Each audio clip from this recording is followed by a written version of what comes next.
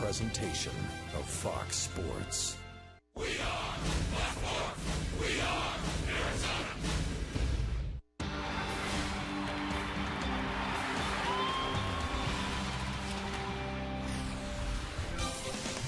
Tubing on the Salt River as we bring you into the great state of Phoenix, Arizona. When you reach triple digits, you've got to cool off, and we have officially arrived on this Sunday. Baseball, Families at the Ballpark, brought to you by Sanderson Ford, the Washington Nationals against the Arizona Diamondbacks. Arizona's winner of 18 of the last 22 ball games, grabbed hold again of top spot in the National League West with a victory last night over the San Francisco Giants. Hi, folks, and welcome back to the ballpark. This is Mark Grace. We welcome him back. My name is Darren Sutton, and we trust to this point your weekend has been a good one. Funny thing for the Diamondbacks, their weekend has been a good one. But, Gracie, how do you have a good weekend as a baseball team when you are 1 for 24 with runners in scoring position? Well, they've won 2 of 3. Yeah, well, certainly we were lamenting this earlier in the season. Man, when are the Diamondbacks going to get a hit with runners in scoring position? And we're moaning and groaning about it. Well, you just saw it, folks. That was it. Right there, Stephen Drew. That's the only hit they've gotten, yet they've won a couple of games in a row, obviously because of great starting pitching. Josh Colementor one night, Joe Saunders another night, and once again a lockdown bullpen. And, of course, for Drew, it was a 3-0, 3 RBI triple. Saunders with a fabulous job. These Nationals a little bit over-aggressive. Saunders capitalized. You would imagine Ian Kennedy was watching very closely. It's a fun pitching matchup. We're glad to have you for it. Jason Marquis is a 6-game winner. He is on the bump for the Washington Nationals. Ian Kennedy will take the baseball for the Arizona Diamondbacks, looking to make his all-star statement continue to roll for Arizona. And also, Arizona winners, they're still in first, no matter what San Francisco does.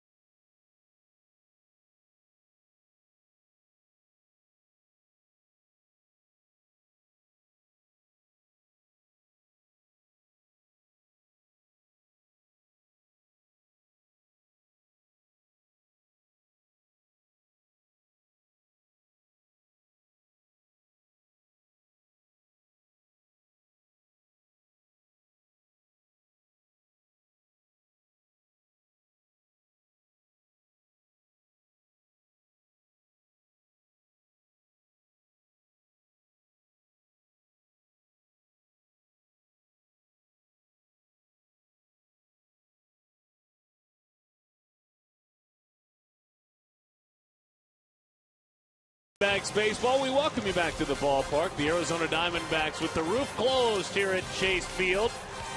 Again, triple digits outdoors.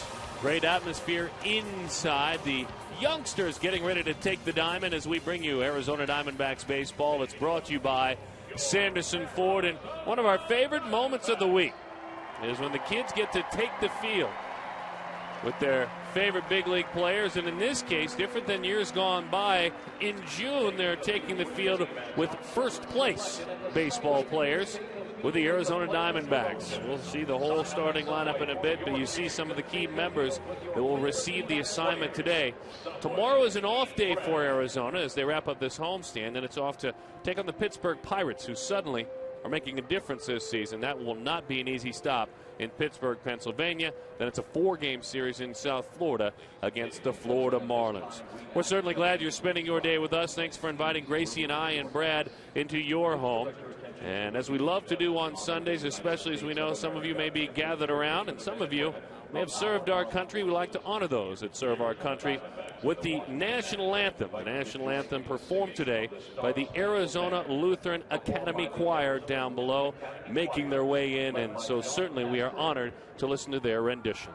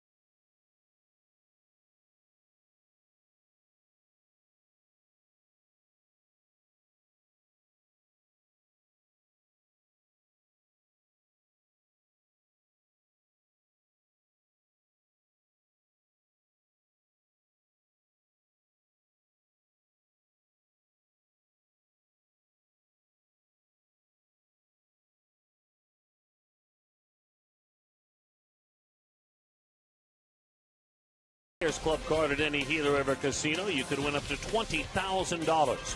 Jack in the Box, the new bourbon barbecue steak grilled sandwich at participating restaurants. Southwest Airlines new Rapid Rewards, unlimited reward seats.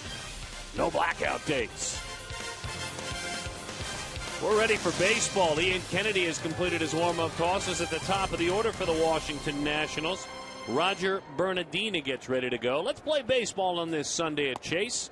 And we are underway with strike one over the inside corner to Bernardina. Hard to argue with the season that Ian Kennedy so far has put together. An ERA just a tick over 3, 6-2 in his 12 starts, with the complete game shutout on the resume as well, and it's strike two. He's got a couple of hard acts to follow as well, after what Josh Colmentor and then Joe Saunders did in back-to-back nights to the Nats. Bouncing ball, foul ball past Juan Miranda. The Diamondbacks back-to-back shutouts. As a matter of fact, they are now at 5 shutouts on the season collectively as a staff. They threw 3 all of last year. It's a real difference between this year and last year. As a matter of fact, the real difference is over about the last month, about the last 4 weeks. To see Arizona start solid early in ball games, as that one goes back to the screen against Bernardina. As we told you in our open, Arizona winning 2 of 3 with just 1 hit with a runner in scoring position in this series. And I guess that's how you maintain your role as a winning team. Doggone right. Bounces into the dirt. Curveball to Bernardina. That has not been, over about the last 4 or 5 starts, and they've been good starts, that hasn't been the pitch for him that it was on occasion in the past. No, it's been a pitch. It's one of his weapons, but he's bouncing a lot of them. And when you're bouncing them, you're not going to get many swings at it. Goes back to the fastball, and Bernardina doesn't catch up. And also what that does, when you're bouncing it this far in front of your catcher, you're not going to get a swing at that. So what happens? Your pitch count continues to climb and climb, because that is usually a swing and miss pitch for Ian Kennedy. But it hasn't been the last few starts. The team is 8-4 in his 12 starts, as that fastball is popped foul, ends up down below, bouncing below us. And so we'll do it again against Bernardina. 7 pitches to start off this ball game. Rogers working. He is just 1 of 10 on this series.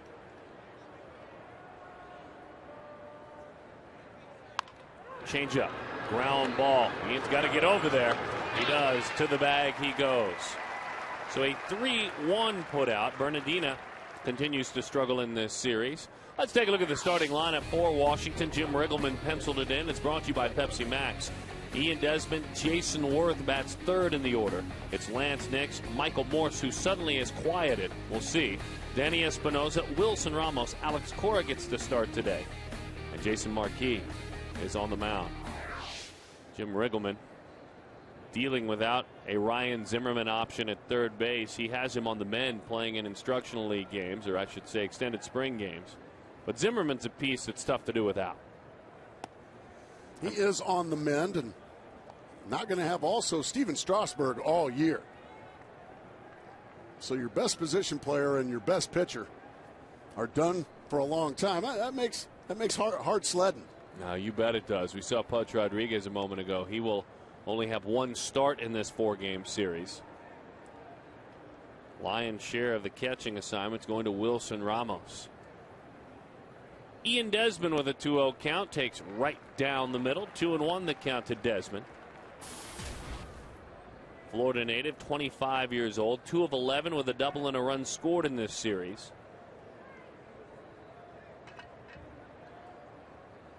Right back to it. 2-2 the count.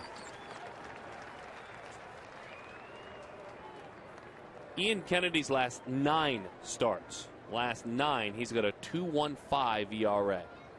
2.15. Bouncing ball, looked like an off-speed pitch up in the zone, but Stephen Drew is there. Juan Miranda picks him up on the other side. Let's take a look defensively. Willie Bloomquist, Chris Young, Justin Upton, that's the outfield. Melvin Mora, Stephen Drew, Kelly Johnson, Juan Miranda, that's the infield. Miguel Montero catches. Miranda back in there, has battled over the last few weeks injuries, illnesses, and collision. So trying to find him playing time again. And X-Nady becomes an outsider in this ball game. 0-1 the count. Jason Worth. A little bit more on Kennedy's work, by the way. Let's bring Brad in early. Brad?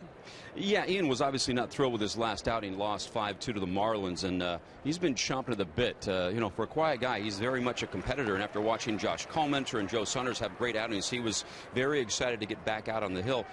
Talking to Kirk Gibson before the game, battling some sickness that's been going around the clubhouse. So we'll have to see how he handles it today. Back to you guys. Thank you, Brad. Melvin Moore reaches out on a backhand and grabs that one. Couple of vitamin C's, maybe a big old glass of water and some juice, and Ian looks to be just fine.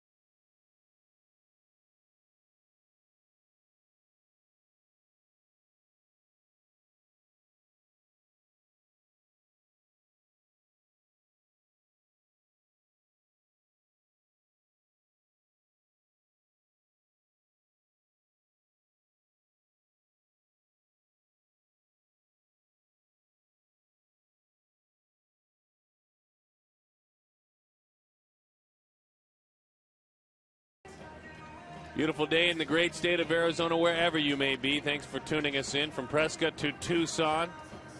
We're glad you are with us. Let's take a look at Kirk Gibson and his starting lineup. Gibson clearly saying, I need to get some guys in there to get some work in today, so you will see them, and including guys like Willie Bloomquist at the top of the order. Southwest Airlines brings it to you. Another guy needing to get some work, we talked about it earlier, Juan Miranda and Melvin Moore at the bottom of the order. In the middle, very much standard. Johnson, Upton, Drew, Young, and Montero. Jason Marquis been at it for quite some time now. He's approaching 300 career starts. He's 32 years old now after signing out of high school. Marquis having a fine season. A sinker baller. Has to be down in the zone to have a chance, but he does pitch to contact. You can see that sinker right there, right around the knees. If he's there, it's going to be a long day for a lot of Diamondback hitters. His strikeouts are down this year, but his walks are way down this year. He is around the strike zone. He is pitching to contact, as he just did. Willie Bloomquist is erased on a 4-3 ground out. Bloomquist, the starting left fielder. Let's take a look at the Nationals defensively. If he's right, none of these guys will be busy. These guys will be. Cora, Desmond, Espinoza, and Morse on the infield. And Wilson Ramos behind the plate. We mentioned Alex Cora, no Ryan Zimmerman. Zimmerman is a solid defender as well. Wholeheartedly agree. So now Kelly chases that ball up and into the seats, banging off some seats down there. 0-1 the count as Kelly fouls that one off. Johnson with 10 home runs amongst the elite slugging second baseman. It's had an interesting series where he's seen the hits quiet down again, but he's walked 5 times. And he may just have himself a hit. Let's watch. He does.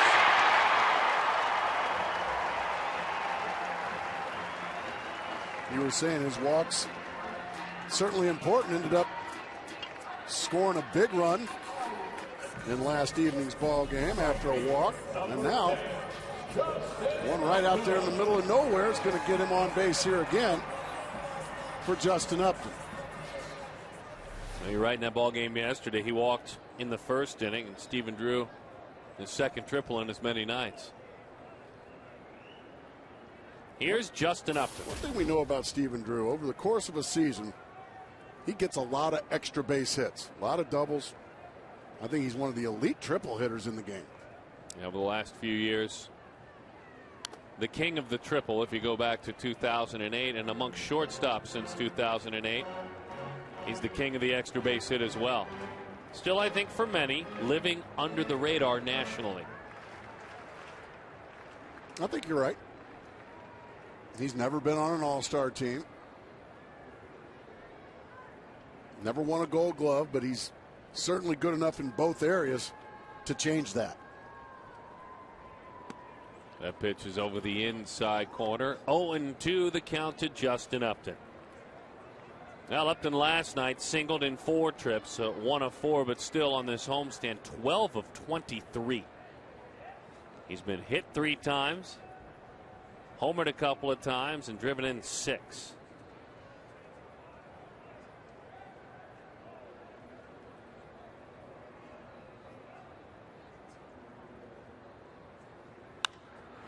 Had him reaching for a slider away. It's a fly ball.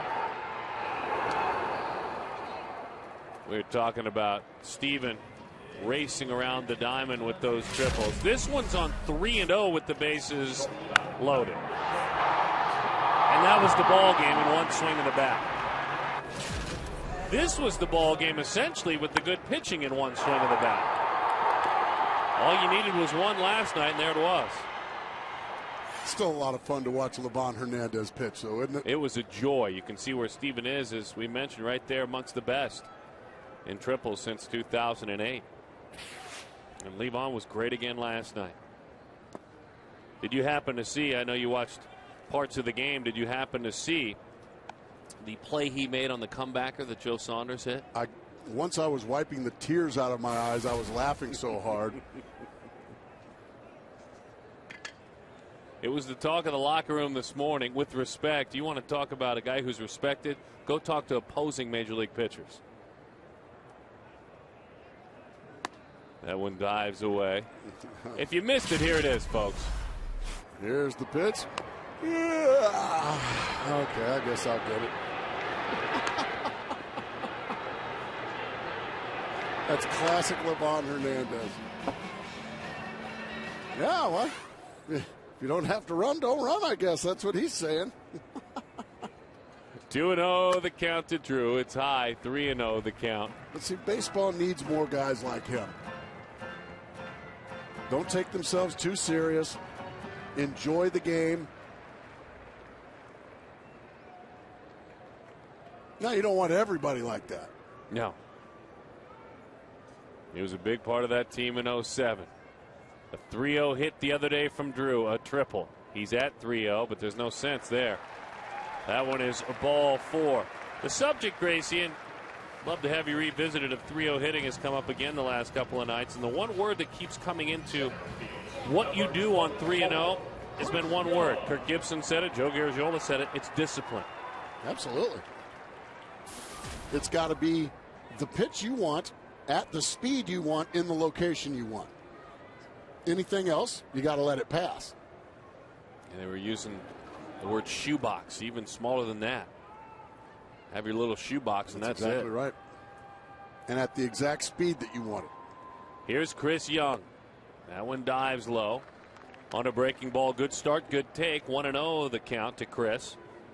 6 hits on this homestand. He's driven in 3. And had a 300 clip over the last 2 weeks for Chris Young. And as we always note, most of his hits in that time have been extra base hits. That's been the story all year. Swing and a miss, went back to an off-speed pitch. The same slider that time. Chris Young was not able to lay off of it. That was a really good slider. He's fastball, slider, changeup, and then he'll throw a harder slider that has a look of a cut fastball. Been hanging around a long time now, Jason Marquis. I think so. He's made nearly 300 starts in his major league career. That one runs, gets on by. So now Chris Young with a single can do a bunch of damage. Well, that one had a little too much movement. We almost had to try to catch the dry side of that one, and unfortunately That wet one got away. It's got to be a pass ball, correct? I think it's got to be. I think Ramos was expecting contact on the hitter. Instead, it missed Chris Young. Then the runners will move up. It is a passed ball. Now, as we peek in from down in the corner, a single can make it a 2-0 Arizona lead.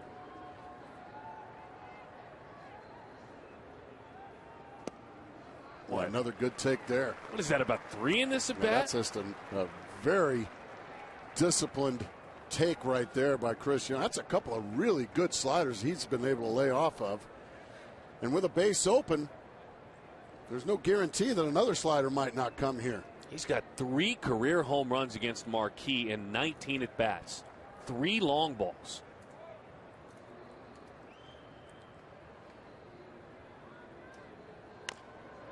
And that sinking fastball in, so we'll go one more time at 3-2.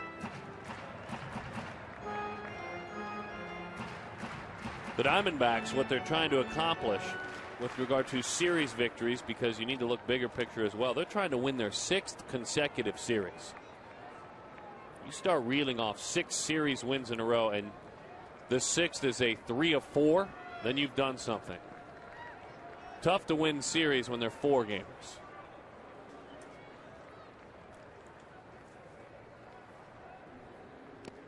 Into the dirt it goes. All right, Miguel Montero, the plate is full for you. Miguel Montero, another guy who has his number. Miguel with 2 career home runs and 10 at bats. This was last year in the nation's capital.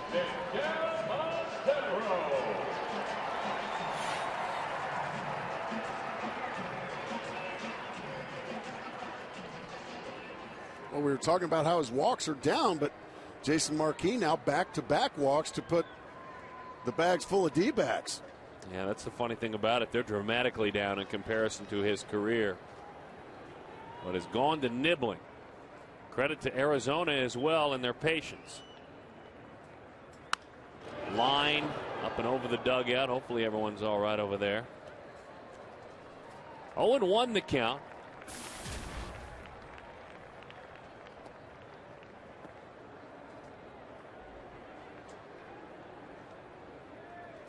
One time with a grand slam. 10 of his last 19 with runners in scoring position. Pretty darn good there.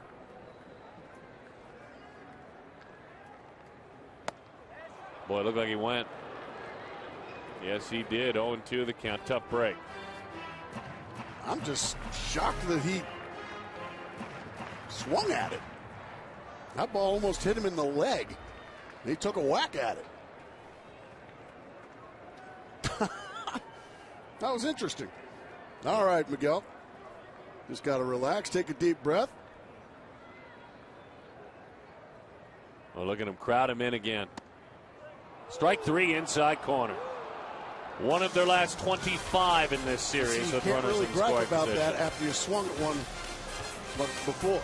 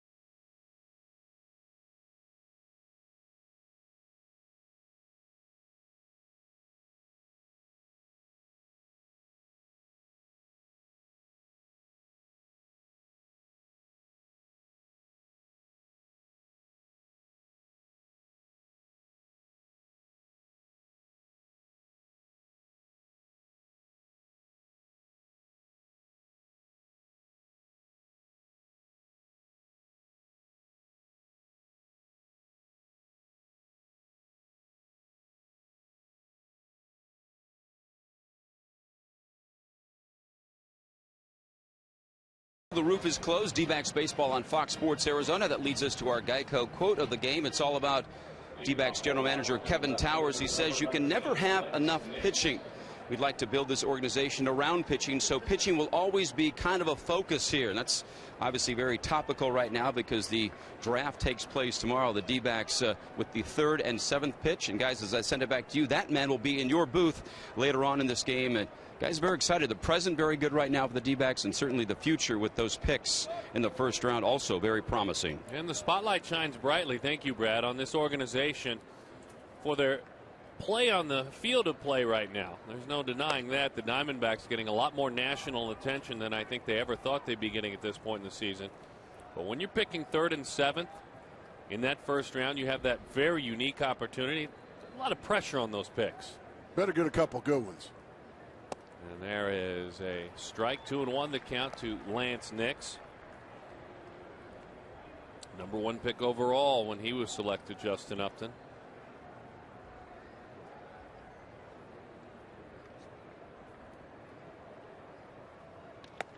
That pitch runs inside. 3-1 the count.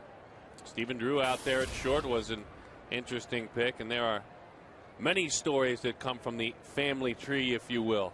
Organizational stories, leadership stories that come out of the pick of Stephen Drew. The pick that at that time Kevin Towers, who was the general manager of the San Diego Padres, that's who he would have liked to have picked. Ended up in the hands of the Diamondbacks. Anytime you're a high pick like that and you're considered the top player in the draft, well, a lot of times financial restraints come into play for certain organizations. That's strike 3. Lance Nix must have been looking for a knuckleball. They just painted it right there. Pittsburgh with the number 1 pick overall. Seattle picked 2nd, the Diamondbacks, then Baltimore, Kansas City, and then Arizona again. Isn't it interesting? Mike Rizzo, who had so many hands on these different picks, like Drew, like Upton, like Brandon Webb when he was picked years back, has a chance to have the key hand in who Arizona picked 7th because his team picks right before, now the GM of the Nationals. So these two teams are intertwined yet again, more so in the front office, but on the field of play. It's going to be a lot of fun.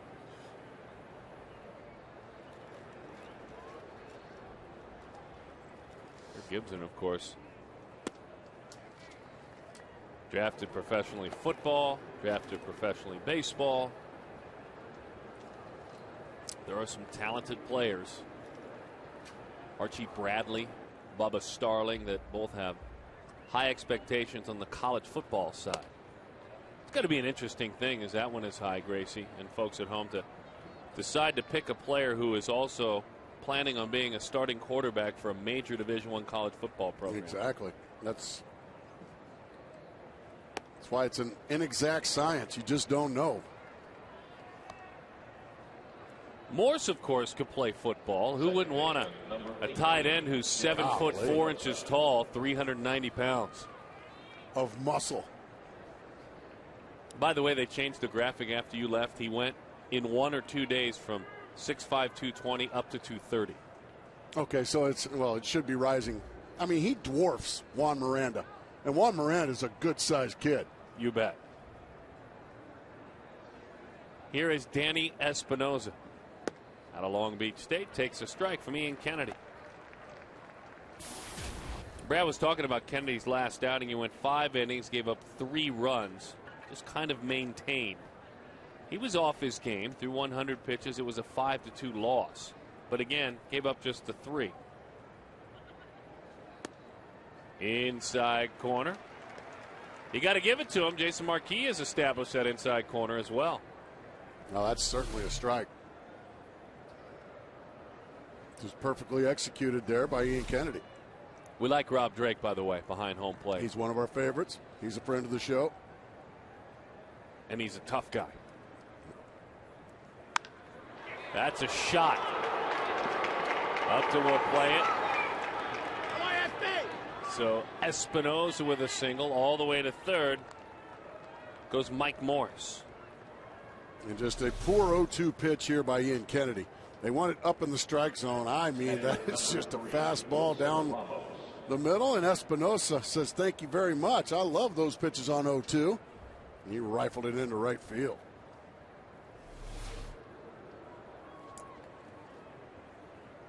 So now let's see what Ian is made of here. He has reeled off a nice run of consecutive scoreless innings. 19 is where he is at now. Oh, I apologize. The team is at 19 consecutive scoreless innings, as that one is outside. Obviously, Ian gave up 3 in his last outing.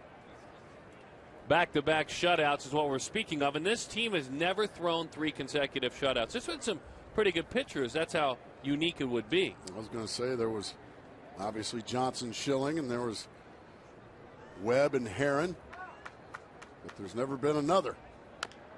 Because that was right off his front foot, 1-1.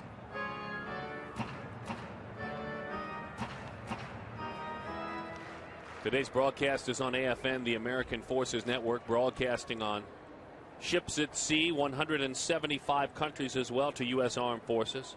Iraq, Germany, Italy, Asia, Korea, Japan, welcome and thank you for your service. Same pitch, same result.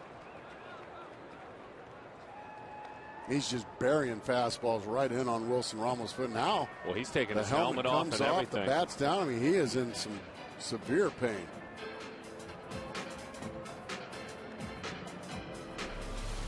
Let's take a look at where it got him. Oh, right on the shin area. It didn't hit that pad, folks.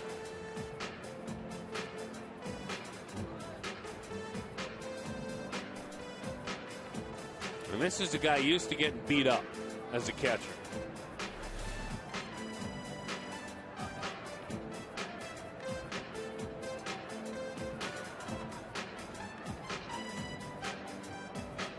They continue to take a look at Ramos as he will try to hobble it off. Jim Riggleman is out, member of the training staff. And Rob Drake, our guy who knows what that feels like. We had him a couple of years ago in Miami, and that's why we thought so much of Rob. There was a ball that came past hitter, came past catcher, and hit him clean. And he stayed in there. I mean, he went down. Right in the like knee shin area. Yeah, he like a ton of bricks. He went down, but he stayed in the game, and we ended up giving him the player of the game, if you remember correctly. Oh, I remember. Umpires will tell you we don't want to be mentioned. That means we're doing our job, but he deserved to mention that night. That's very true. And go right back. See, that's just not very nice at all by Ian Kennedy. You know, a hitter's hurting because you're throwing him inside fast. And what do? You just throw it right back in there again. So Kennedy should just throw him a cookie, belt tie down the middle. Well, it's just not fair to do to hitters. All right, Ian. So next time someone hits the ball that you threw off their own leg, just throw them batting practice. Yeah. The 2-2. Curveball, strike 3. Got a high breaking ball there, but he got the call from Rob Drake. And I think it was a strike. It wasn't a pretty pitch. And he'll hobble back to the dugout. I mean, that's a hanging breaking ball. Montero did a good job of pulling it down into the strike zone, maybe even a little more. Watch him pull it right down there. I think Ian got a bit of a break there. That pitch could have easily been called high. So a tough at bat, both physically and mentally there for Ramos.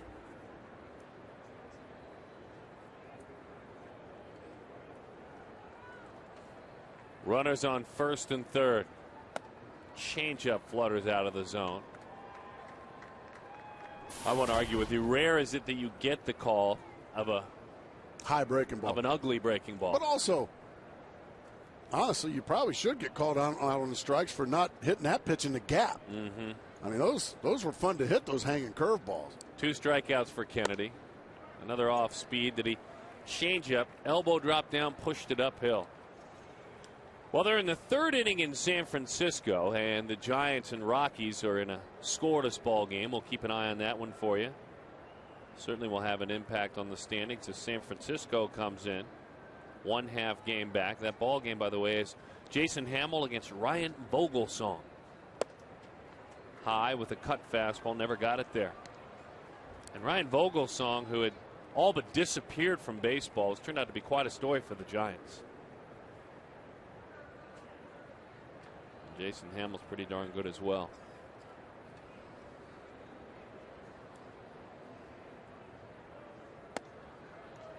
I saw a good pitchers duel up there yesterday between Ulysses Chassin of the Rockies and Madison Bumgarner of the Giants. A couple of youngins. A couple of real youngins in a 2-1 ball game. Anybody come to that game? Full house. every home game for the Giants has been a sellout this year. 3-1. Boy, he got some help. Chase ball 4 there. Well, his goal, I'm thinking, especially early on in this situation, tell me if I'm wrong, was to kind of nibble anyway with the pitcher on deck, though Marquis can handle his bat. Marquis is a pretty good hitter. Marquis is a career 200 hitter. He's got 8 hits this year. He would rank amongst the better hitting pitchers in baseball, always has. He's shown in the fastball. He's gotten a call on a high curveball. There's that changeup, too. What do you folks at home think here from Kennedy? I like a fastball. The 3-2. It is. Got it straight back. And Cora, I think, thought himself into being late on that pitch.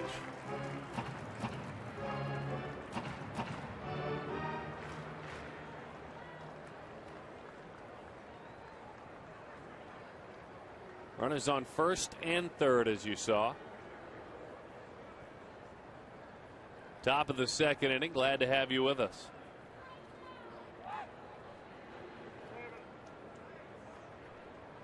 All right.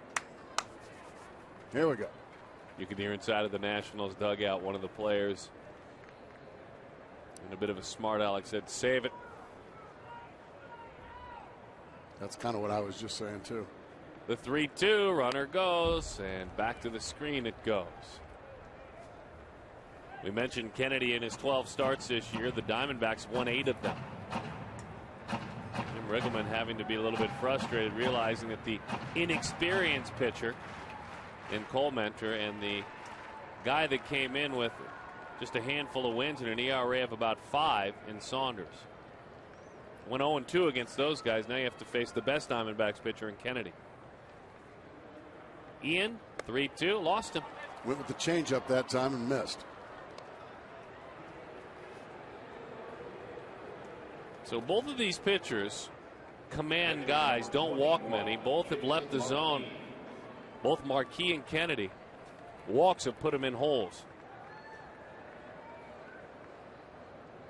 Saunders had all kinds of stuff going on early on. He pitched out of a couple of big jams. He got the big strikeouts twice of that man, Mike Morse.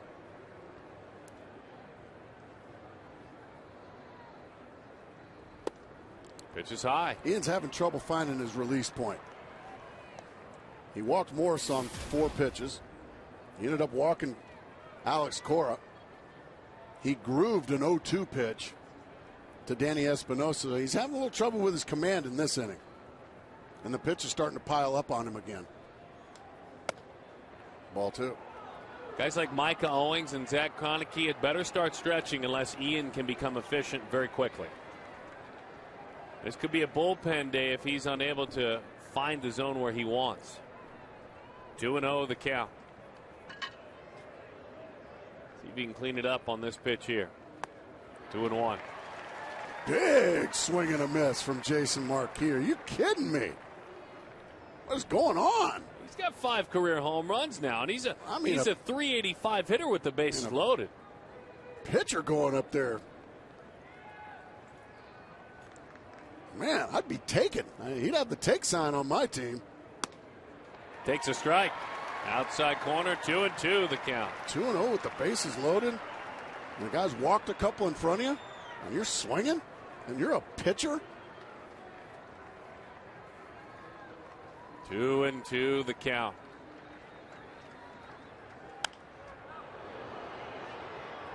Well, what's this game coming to, folks? Now the game's evolving. I guess I'm still an old fuddy-duddy dinosaur. I just think a walk with the bases loaded is a good thing. I guess I should apologize. 2-2 the count. He swung at that pitch. He swung at that pitch, and that's it. And he hit him right in the belly button.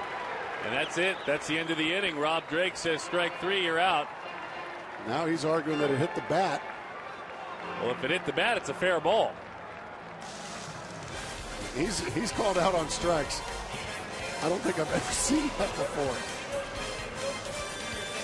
Oh, dear.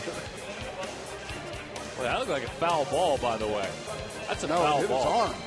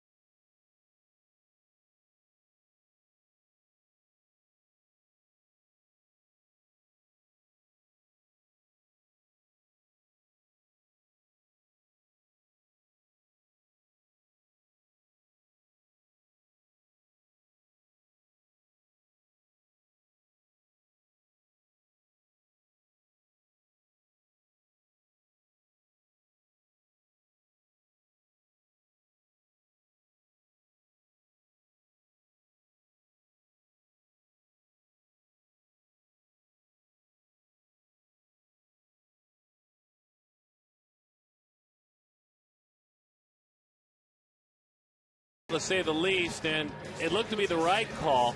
Played it a million times and looked like it hit him in the upper part of the hand and then his body. Right, he swung at this. Right in the thumb area. And how would he know if it's a foul ball? Watch. His eyes are closed. That was one of the... Okay, here it is. And Darren Sutton, you were wanting to give that guy a 2-0 green light. It's the kind of guy you give that green light to. That takes a swing like He struck out the side, did Ian Kennedy. You leave Jason Marquis alone. Jason Marquis is a great guy, and I love playing against him, and I love covering him now, but that was one of the worst at-bats I've ever seen in my life. Yeah, I would have to agree. When you go to 2-0, and that's the man you're facing, Kennedy. Kennedy's got to say thank you very much. I mean, you want to talk about being bailed out. He flat out, single-handedly saved that inning for him. Oh, Moses. You owe him a steak dinner, Mr. Kennedy. He's completed his warm-up tosses. And Juan Miranda is ready to go. The FanFest word of the game is homework. Log on to FoxSportsArizona.com for a chance to win 2 tickets to the FanFest at the Convention Center next month. We're giving away 3 pairs of tickets during every telecast this month. Homework. Well, why? School's out. Well, Jason Lewis, our senior producer in Title Only, really believes that it's good to just ruin summer for the kids. I mean, that's what he was saying today. He said, you know, I love it that it's summertime, but I already want to start talking about homework and back to school and all that stuff. So we're going to have a big back to school theme on this next road trip, as that one is low and inside. Yeah, make sure you do your homework. And that's not very big league. Yeah, he's kind of a grump. School's out. Come on out to the ballpark. We don't have any hey, homework. that's what I'm saying. You got plenty of homework coming up here in a couple of months. That changeup dips out of the zone. The only homework I want you doing is out here figuring out ERAs and batting average and stuff like that. And eating hot dogs.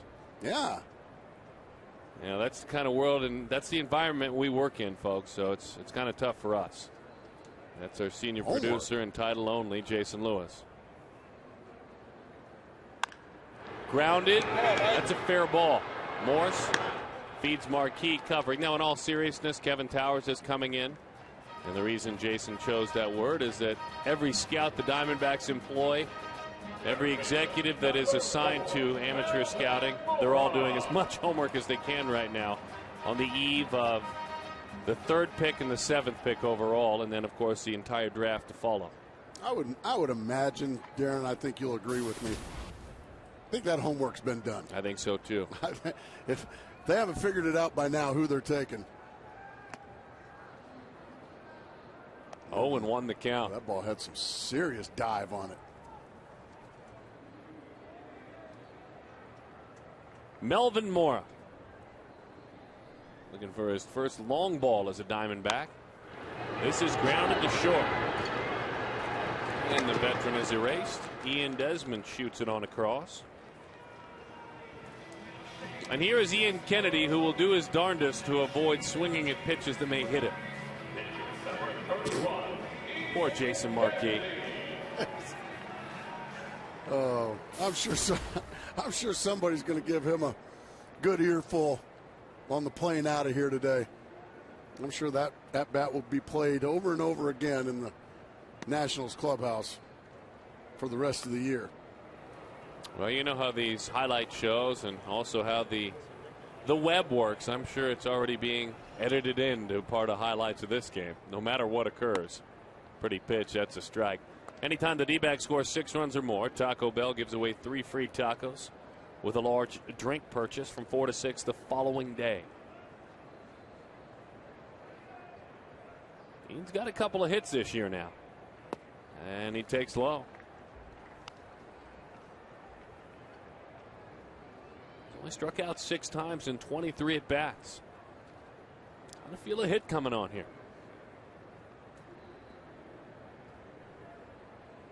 Jason on 2-1.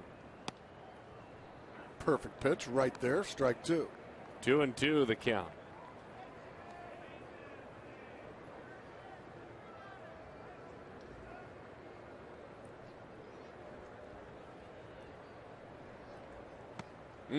Right over the top of that sinking fastball. Kevin Towers will join us in the broadcast booth. It's time to again preview tomorrow's draft.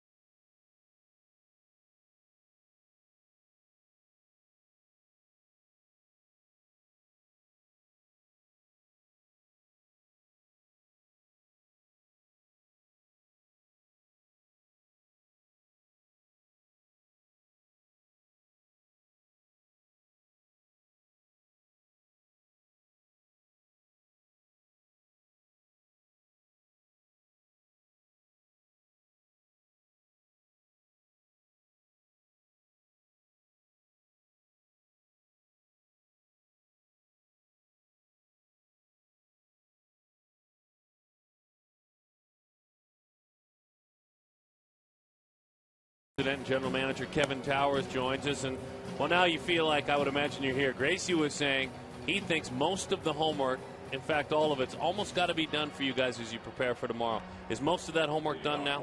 Well, I'm sure there's some last-minute calls trying to get a feel for signability on some of these players, but you know, Jerry DePoto and Ray Montgomery and our scouts have been working from about 8 in the morning till about 9 o'clock at night trying to line up that board and being prepared for tomorrow. Tomorrow evening, I guess, at 4 o'clock will be when the first player is selected, and we're going to end up with 2 very good picks. We had a chance to talk about some of these picks the other day, and some of the guys that jump out in that spot. You know, you guys, I'm sure, marveled at what Trevor Bauer did yesterday for UCLA, setting all kinds of records again. Did anybody see him throw that game? I'm sure we had somebody there at the regional tournament, probably one of our area guys, but you know, he's a guy that's pretty much nailed it all year long. Actually nailed it through high school, nailed it all through college, and you know, a guy that's got 4 to 5 pitches that he throws all for strikes. He's a winner, and you know, big game pitcher. Bernardino with a line drive and a single. If you folks haven't seen this young man pitch, he is unique to say the least. And there is a lot going on in those mechanics, huh, KT? A lot of deception, a lot of weapons. If one pitch isn't working, he's got 4 or 5 more that probably are. Goodness gracious. He actually throws long toss from foul pole to foul pole, which if you've ever tried that, that's pretty difficult. I can't even imagine. And he would like to keep his routine. If, in fact, whoever team takes him, he'd like to keep most of that routine. That's going to be challenging when you work with a player that's gotten to that point in their career doing things a certain way, but you also have organizational philosophies. Not that they don't go hand in hand.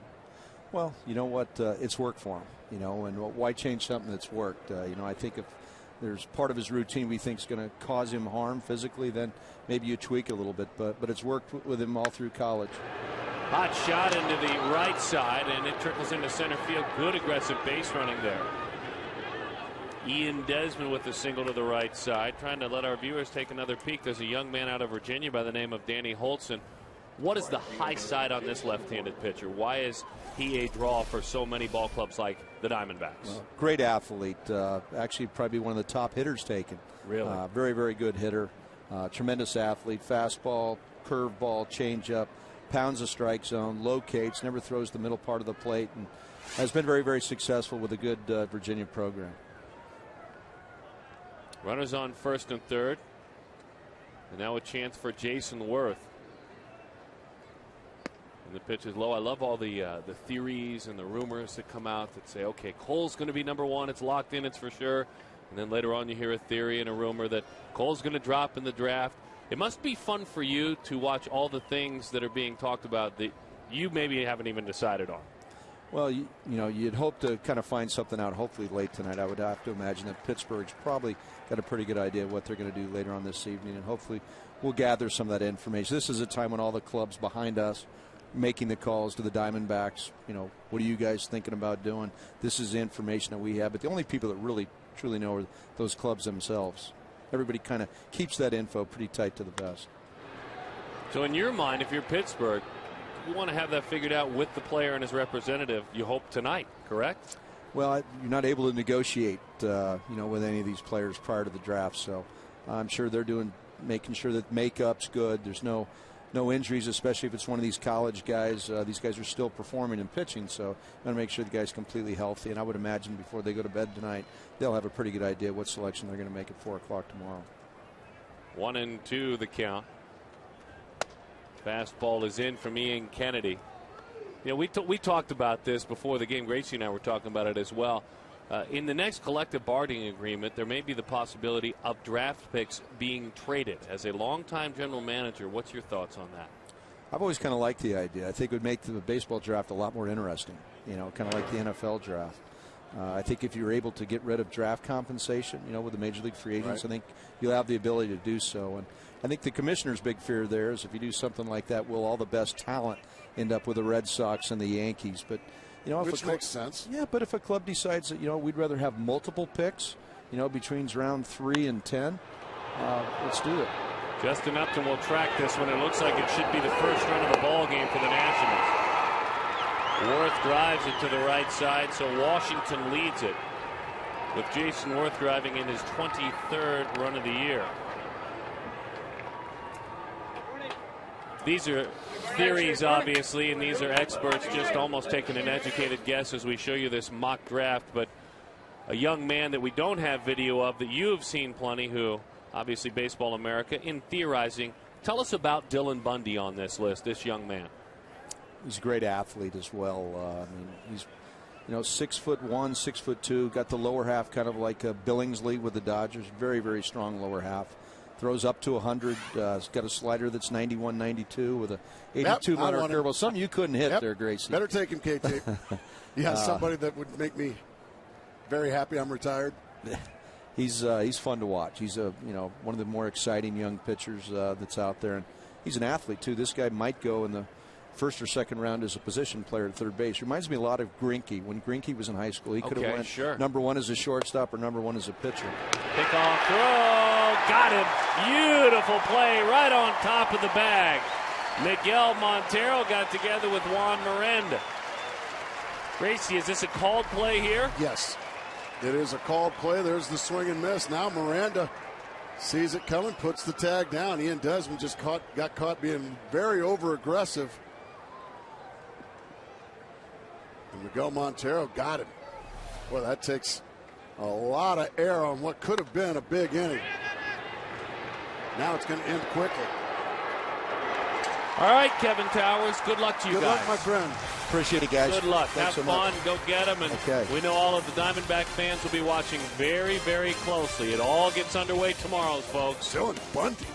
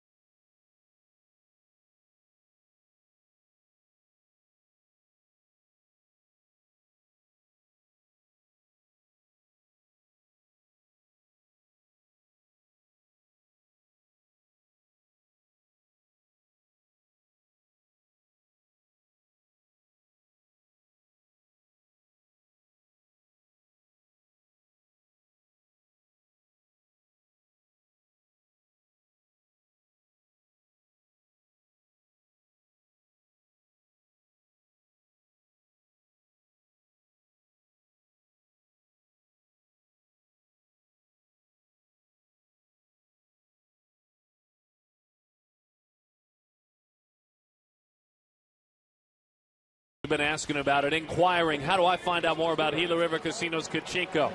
Get to Section 111. It's an interactive kiosk. If you get chosen to play, there's a winner every time. It's just a matter of what that prize is. Gila River Casino. So much fun. And it'll be exciting. I think it's on the next homestand. We may be doing a game from out there during that Giants series. Willie Bloomquist digs in and takes strike one. Well, that won't happen.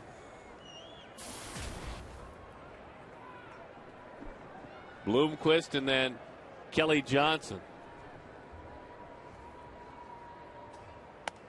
That one is up and away. 1-1 the count. Probably should ask Greg Schulte if he wants to do the game out there, because you're going to be gone during the Giants series. It's Greg's call. Moving on to the television side, Jeff Munn will move into the play-by-play call, and that is into center field. A single for Willie Bloomquist. I would imagine Governor would love to call a game from the Kachinko kiosk. I think he and I both firmly agree that that is a terrible idea, as that one's ripped into center field by Willie Bloomquist. So speed on the base pass to start the bottom of the third. So now Kelly Johnson. As that bit never gets old, Kelly digs in.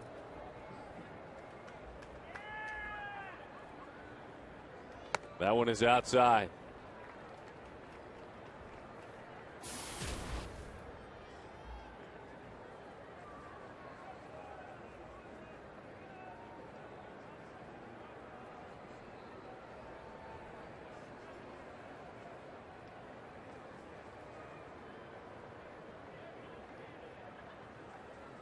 Some space in right center field as they play Kelly the other way. Infield is straight up for Johnson.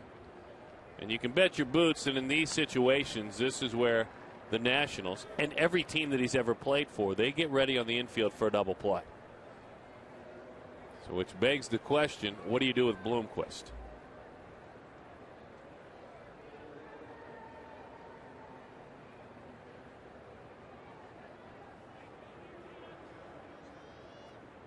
Nothing doing yet. Line drive center field, hangs up there, knuckling on him. Tough break for Kelly. Put a nice pass on that one. Don't forget, every time a Diamondback player hits a homer this season, Fulton Holmes donates $150 to the Central Arizona Mountain Rescue Association. So Marquis, his last time out, he beat the Philadelphia Phillies. 6 1/3, 2 runs allowed. It was a 10-2 win. It was almost exclusively fastball slider, about 50-50 in that game.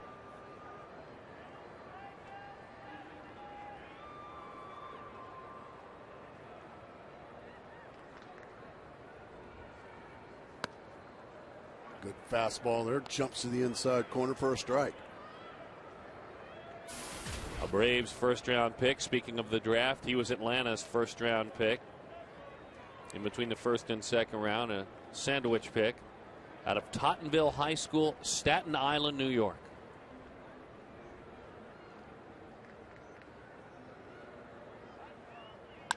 Bouncing ball. There's that 2 they were thinking about. Can they hurry it over? They do. They just get used to it, simply put.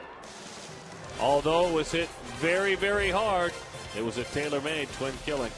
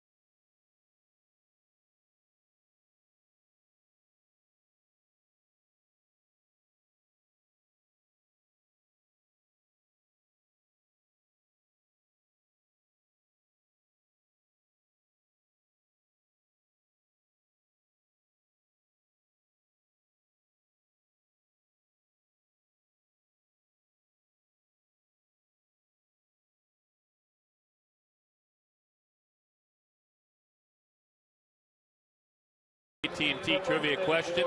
I'm told it's a good one. The 3 D-backs draft picks to make the All-Star team with Arizona. So that's a good one. You folks at home think about that. Leading off for Washington, first baseman Michael Morse.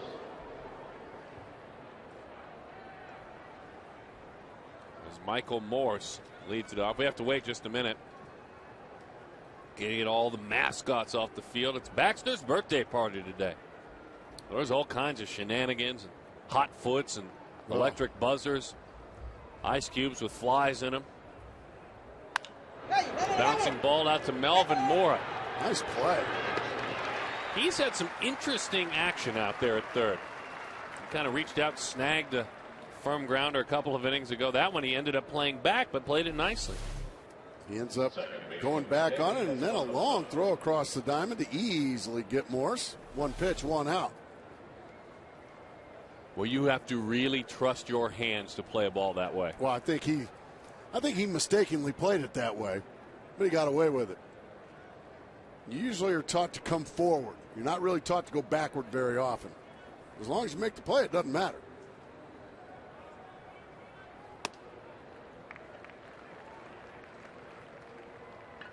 Oh, and 1 the count to Danny Espinosa. Leading all National League rookies with 10 home runs, this time in on the knuckles. There is Melvin again. Now that's easier, isn't it? The veteran and the Venezuelan native. That is the easier chance for Mora. And now to Ramos. Hey, baseball's easy for Melvin. Listen, we're talking about the father of quintuplets. That's exactly right. He and his wife Giselle. Quintuplets, born in 2001. That one sails high and inside. Now you make a play like that, that's, play a play back. Have a hop like that, you can still make 5 out of every 10, maybe even more than that. Sure. For a guy like Melvin Mora, but quintuplets, once in every 470 million bursts. I love that. Ground balls, nothing. Man, that was easy. The 2-0 is inside, 3-0 the count. And all of a sudden, Ian Kennedy missed badly with 3 straight pitches. It's kind of coming and going for him today.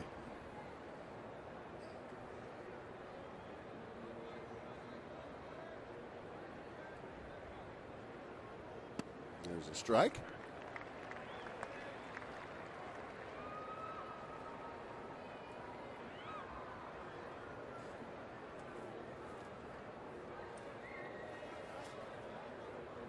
That pitch bounces in there. That is ball 4. That gives me an opportunity to tell you folks that the next time you're at Chase Field, look for the value item signs. For just $1.50, you can get a hot dog, a corn dog, a small popcorn, or a small Pepsi. And just for $4, you can get a 14-ounce beer. D-backs baseball is affordable, family fun. Visit dbacks.com/value. Well, that was a good read. Thank you. As Alex Cora digs in with 2 outs, Kennedy with 67 pitches working here in the 4th inning. Hot shot, base hit, right field. Jason Marquis looks to make amends. Feel right about himself in the batter's box again after his strikeout back in the 2nd. Fastball down the middle, bang. Alex Cora, who is now 63 years old, still swinging a good bat. Well, he's not quite 63. He's been around for a few years. And here's our guy. Goes to work right away. A trio of Diamondbacks gather. Willie Bloomquist clears it out, and the Diamondbacks left fielder puts it away. All right, time to get the offense going. We move along to the bottom of the 4th.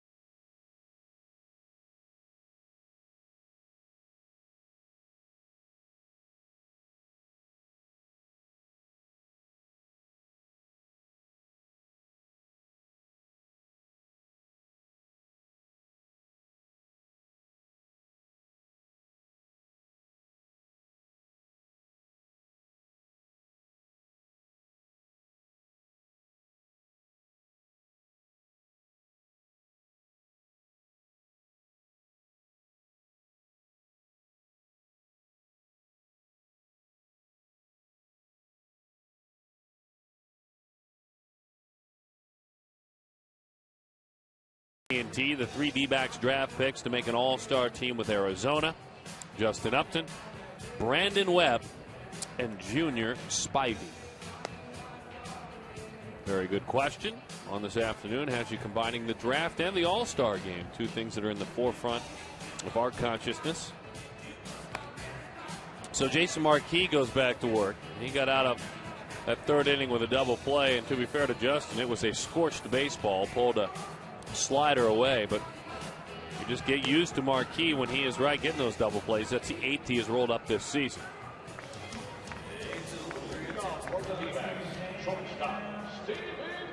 He's won some ball games. If you look at Marquis' career from 2004 until 2009, he went 15, 13, 14, 12, 11, and 15 in win totals.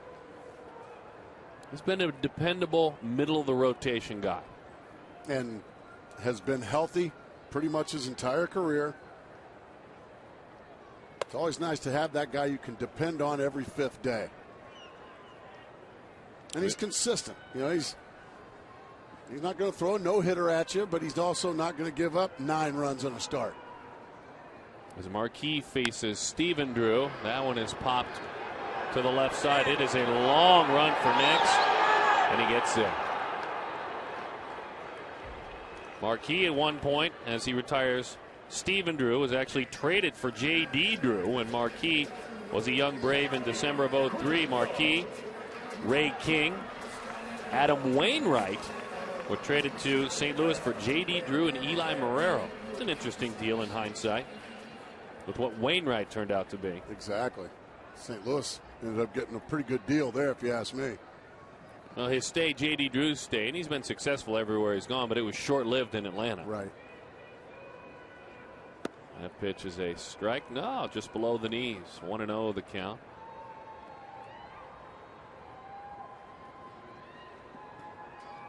Signed with the Cubs as a free agent after that. Had a good year with the Rockies, didn't he? He did. Back in '09. That one is low and inside. As a matter of fact, statistically anyway, if you include a bunch of numbers, that was his finest year. 2009 in Colorado. Won 15 games, an ERA just a hair over 4. He's pitched in 11 postseason games and made 3 starts.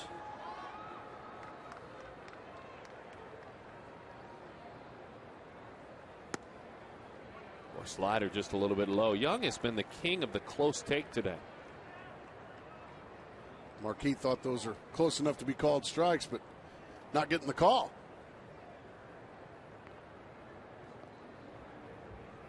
See why his discipline has a capital D in front of it.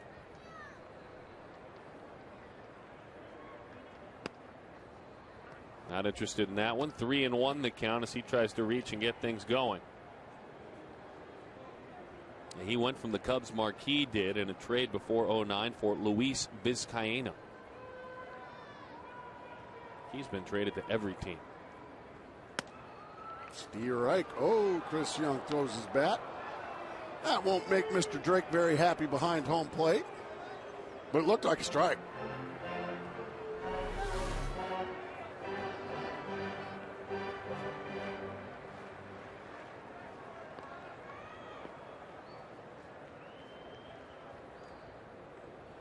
Didn't argue.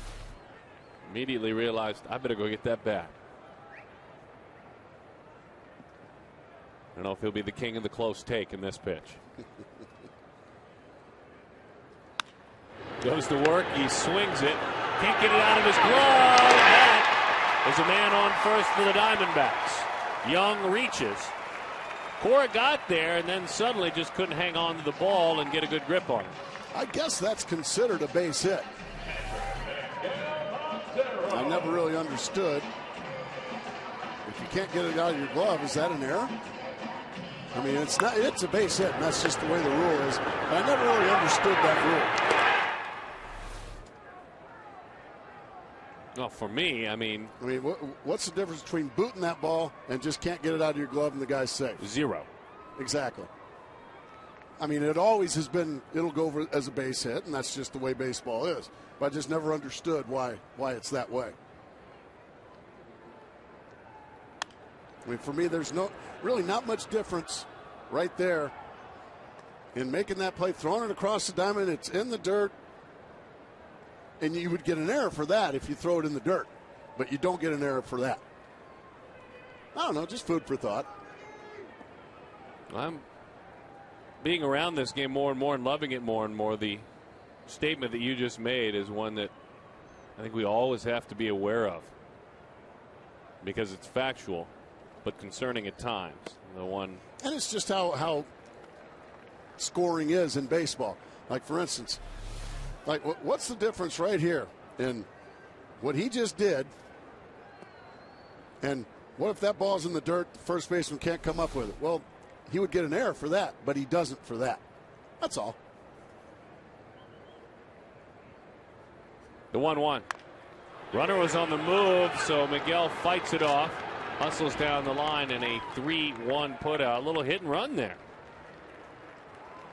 Marquis, whether he meant to or not, made the perfect pitch because it was nowhere near hittable. Yeah, it was up around the neck high from Miguel Montero with Chris Young on the run. It's a quote-unquote productive out.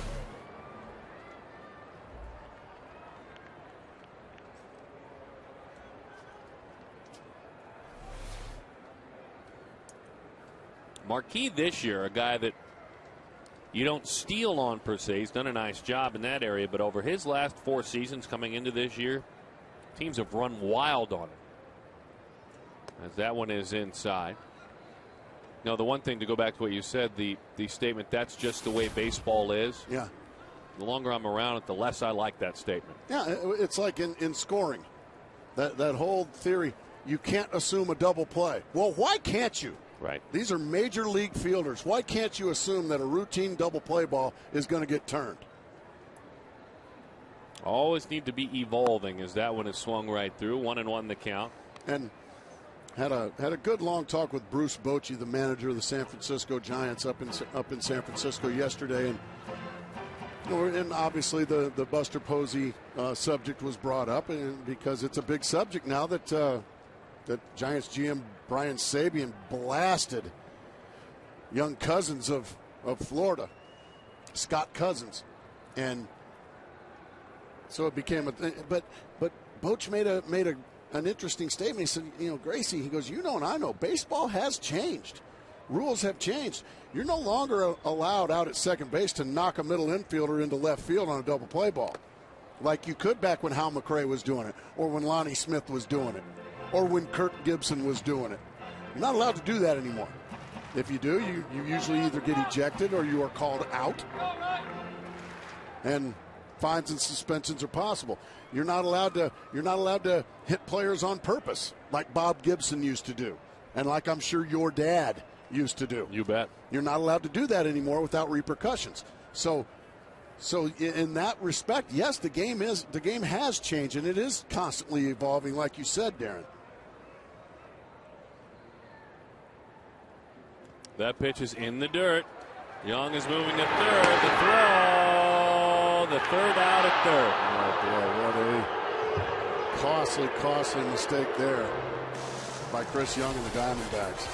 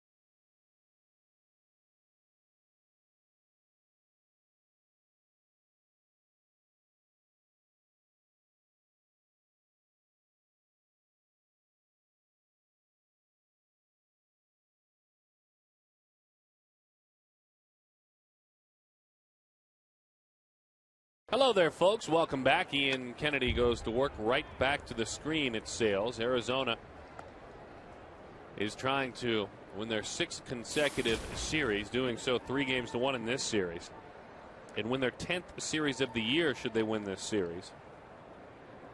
They've already wrapped up 10, trying to make it 11. Bunting that one up the line. Kennedy, shuffle step. And he will follow it. That's a bunt base hit. Kind of took a shuffle step that slowed him down in the end. Still not an easy play, though. That's a hit. And we saw the play from Joe Saunders last night. He made a spectacular play on a bunt. Ian Kennedy, yeah, he just kind of slowed up and just couldn't make the play. At the plate, shortstop Ian Desmond. Just makes you think even more and more what a great play Joe Saunders made as a left-handed pitcher with the backhand flip. Just how good that play actually was once you see Ian Kennedy not be able to do it right-handed. Let's take a look-see at Joe Saunders. That's just a great play. He's got to do it again, Kennedy. Hop off the mound. Can he get anybody? He does. That turned out to be a very nice play. Wow. Beautiful bunt. Sacrifice bunt. Right fielder Jason. There's the bunt. Desmond makes a nice bunt and almost gets a base hit out of it. Nice play by Kennedy.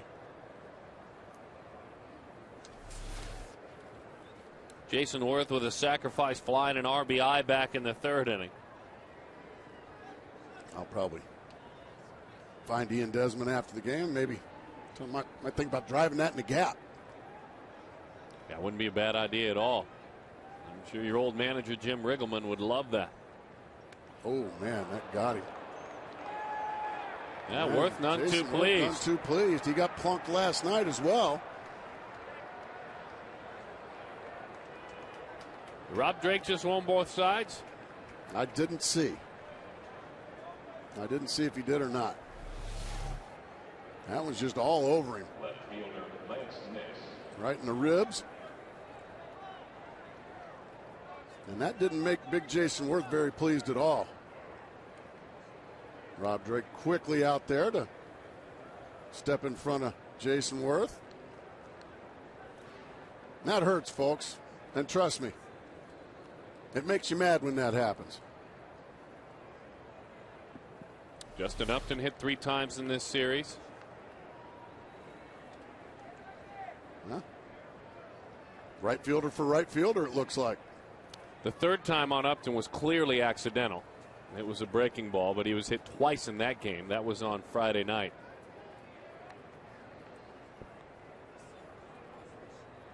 And I did see that right, although it wasn't a big demonstrative warning. A warning was issued to both sides. So both sides are warned. Any more shenanigans as far as Rob Drake is concerned? He's the field general. Rob Drake, the home plate umpire, if he feels like somebody got hit intentionally, one of the managers will be gone as well as the pitcher. All right, then. Here's Lance Nix. So just get ready, folks. We're going to clear him here shortly. Is that just Watch a quick... Rob Drake.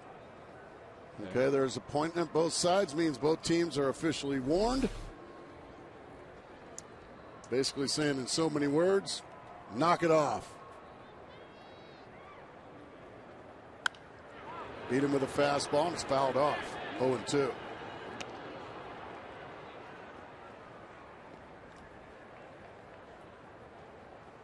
I don't know. You might explain it to me. Maybe I don't quite understand it. I think that the score and the settlement of the score, maybe it was intentional, but if you're Ian Kennedy, I'm wondering why at that point. You know, you wanting in a 1-0 game to give yourself a chance to be down 3-0? I'm just saying if it's intentional. I just think Jason Worth's tired of getting hit. I think that's more than anything. I think Rob Drake, once he saw Jason Worth was mad and angry, now I got to get in front of him, and now I got to issue warnings because I don't want this thing to get out of hand. Because you know and I know, Darren, if Jason Marquis sees that his player is upset, Jason Marquis might just take that as, hey, I need to take care of my right fielder. Which he is that type of ball player. Right. And obviously, they're trying to build this franchise around him. They just gave him a boatload of money in the offseason, free agent signing. So I think that's why Rob Drake warned, just like, hey, I don't want this to escalate into something really bad. 2-2 the count. Kennedy will take a look. And so we'll do it again.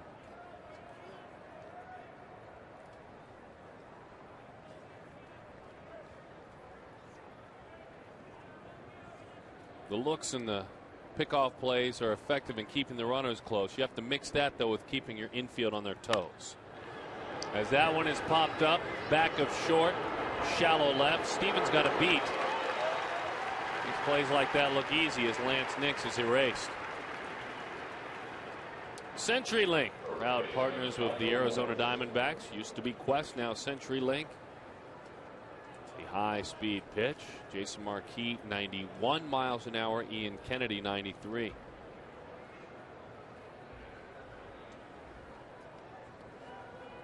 Morse, 6 of his last 15 with runners in scoring position.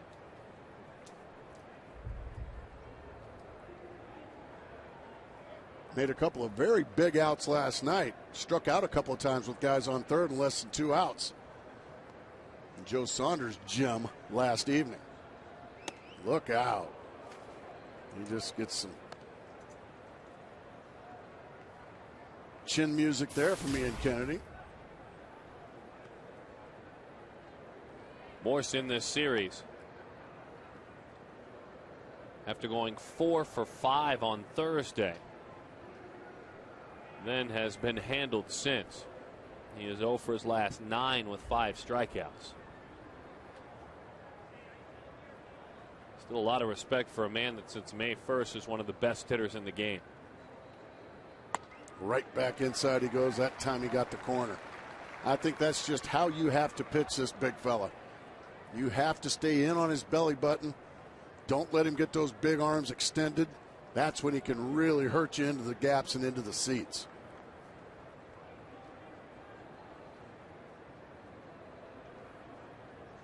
Moore steps out. Boy, that's really effective pitching. Pitchers will tell you they call that doubling up. Going in, but then back in for a strike. And they're back in there. He hit him.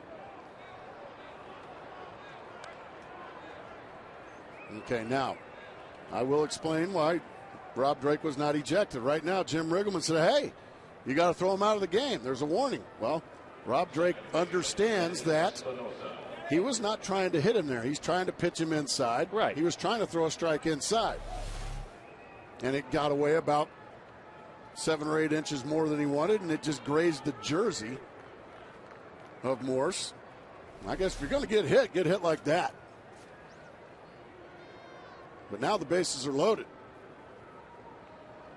And the Nats can retaliate in a very painful way here with their bats. Bouncing ball to the right side, Juan Miranda. Kennedy covers the flip to the bag. He leaves the bases loaded. Stay tuned, by the way.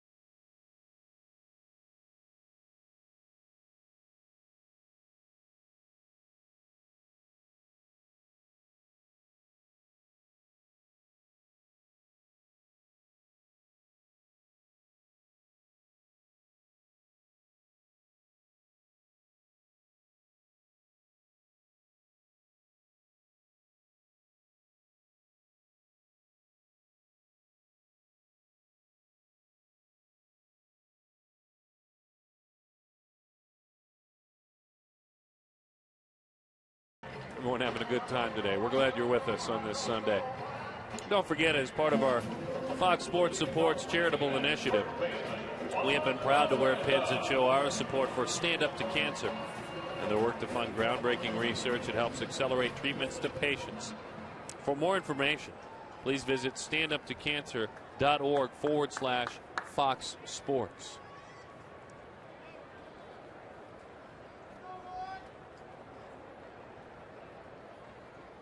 Jim Riggleman stayed out for a long time. Wanting to know why? Ian Kennedy wasn't ejected along with manager Kirk Gibson. Well, now, Gracie, you played for him. One of the smarter baseball men there is. He knows better. Was he trying to maybe get run and fired up his team? I think so. He knows better than that.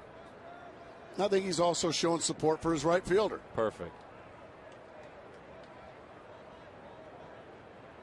Who, by the way, if he really had a problem with Ian Kennedy, walked right by him. Nothing there. I guess he's okay with it now. Nothing there. 2-0 the count. Cooler heads prevailing. That's always a good thing. Absolutely. That's what it is. And whether he's internally okay, I'm not sure. Juan Miranda drives it to right. Hugging.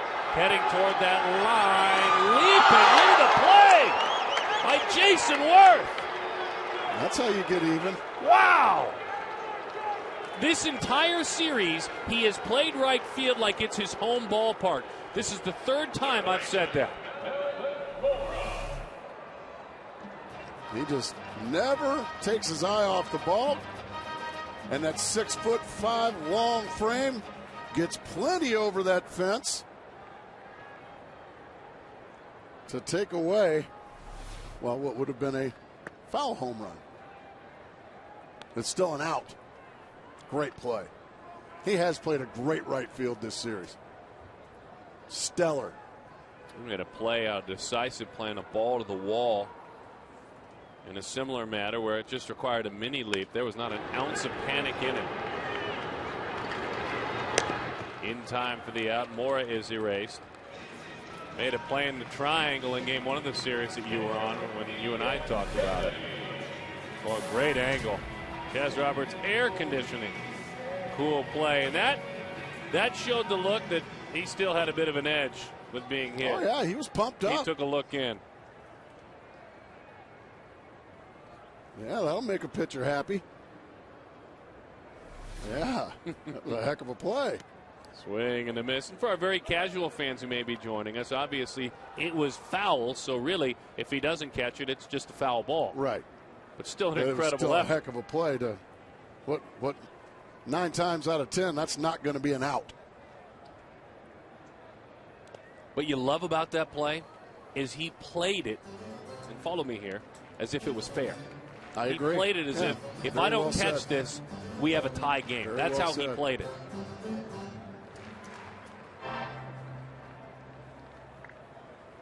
Please, oh please, those of you that decide on gold gloves, please make it so that a left fielder, a center fielder, and a right fielder each get a gold glove, not 3 center fielders. Pick the best center fielder, the best left fielder, and the best right fielder. That's the way it should be. And I say it as Justin Upton continues to develop and hopes to make a run at one. I say it after watching Worth for 4 days play right field like he owns this place.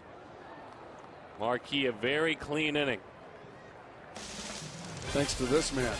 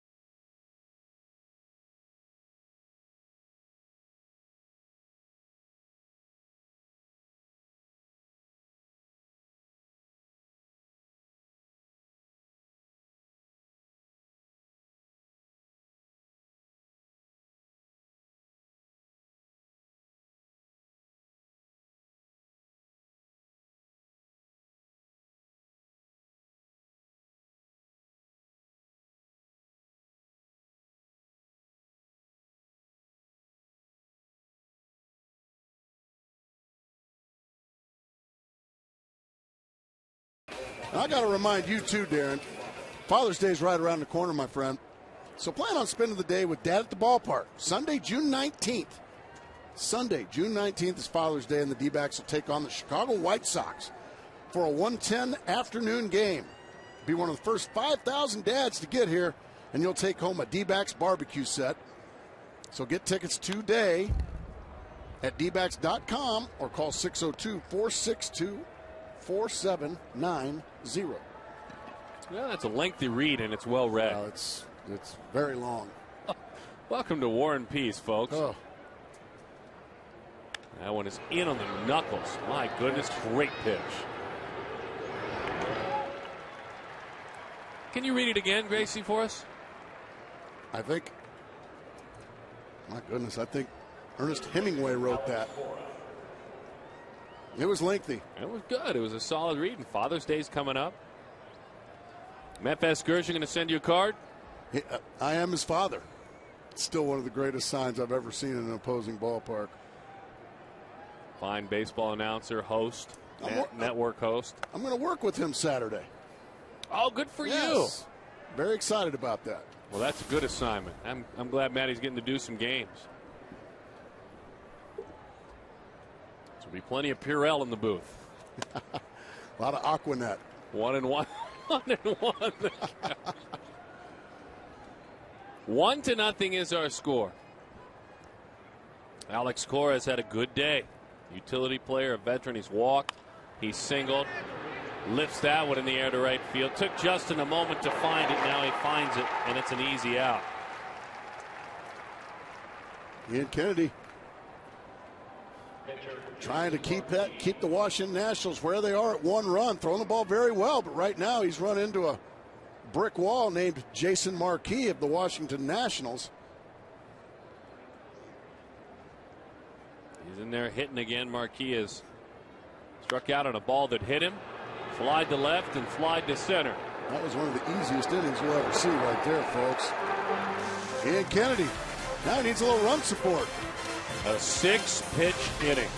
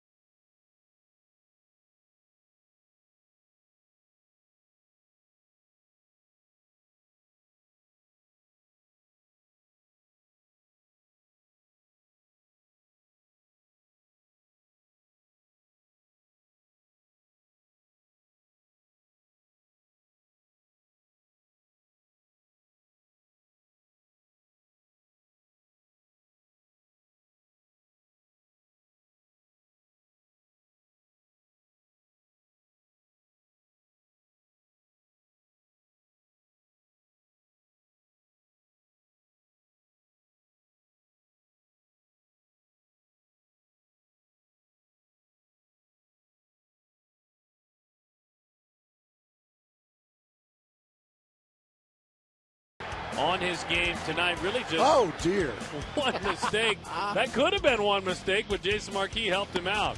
Marquis been right there. Shutout baseball.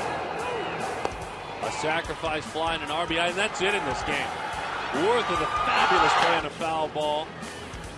Just moments after he was hit by a pitch and quite bothered by the fact.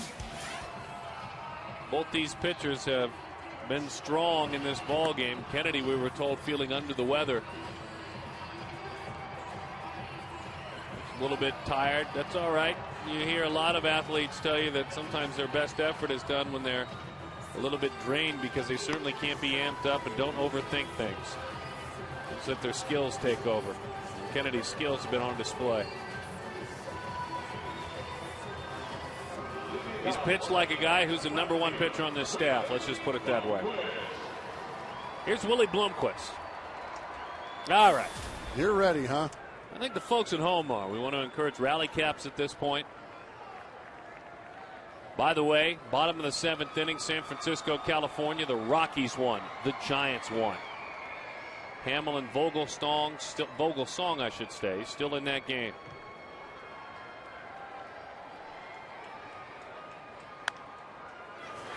Beaten with the fastball, Willie Bloomquist. As Marquis works here in the 6th inning, he has worked 6 or more innings in 9 of his 11 starts.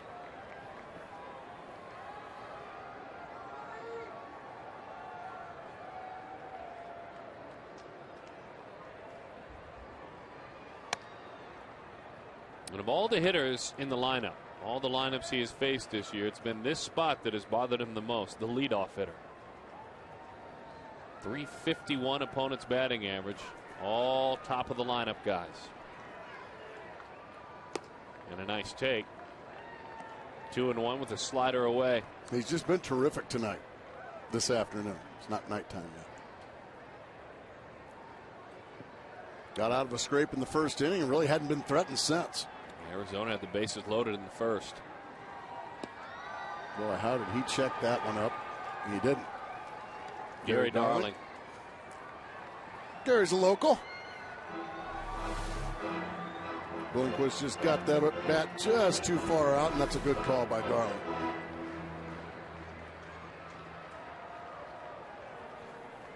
Arizona has won 18 of the last 22. A little roller, and in their last 8 series overall, including today, they are 18-5. They have yet to lose a series since they lost a series on the road in San Francisco. They split a series, but they have yet to lose a series.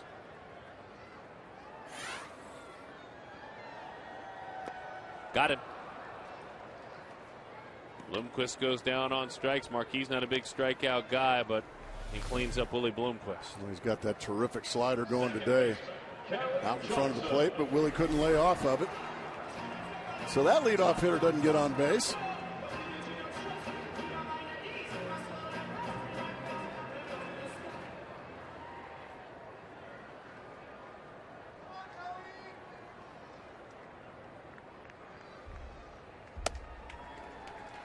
One and 0 the count.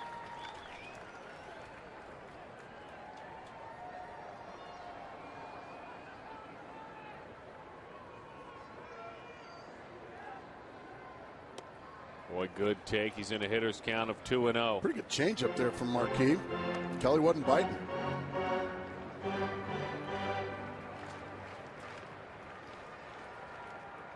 Kelly on the last road trip and then into this homestand. Starting to piece together a much better season. Nationals have had his number, though. Outside, 3-0. Justin Upton waits on deck.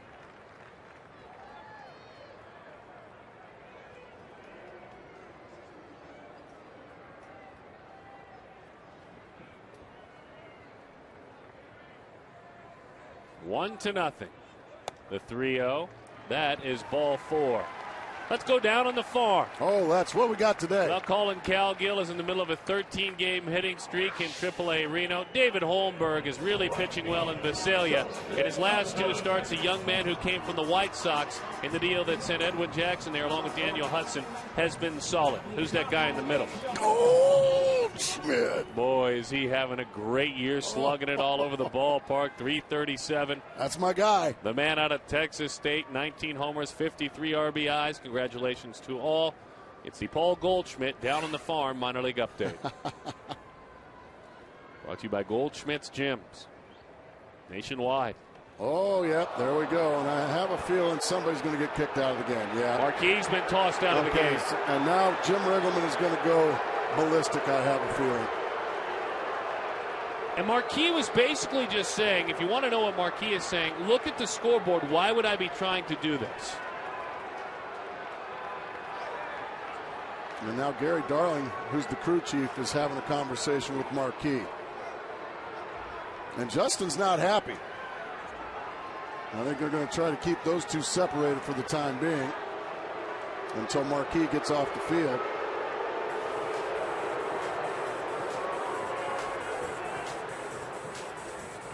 Justin needs his helmet.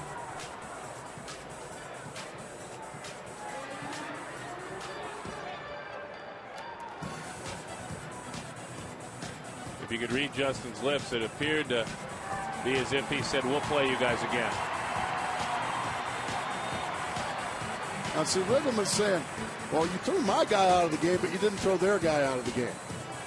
Because in Rob Drake's mind, that was intentional. And in Rob Drake's mind, Ian Kennedy's, when he grazed the jersey of Michael Morse, that was not intentional. What if neither one of them were? What if Marquis wasn't intentional?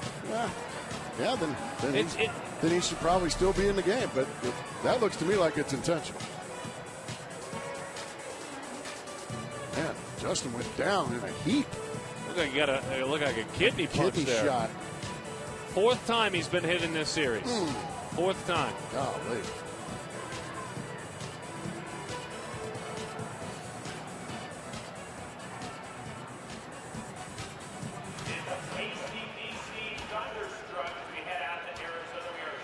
And you can see, I don't think Rob Drake really wanted to throw him out of the game.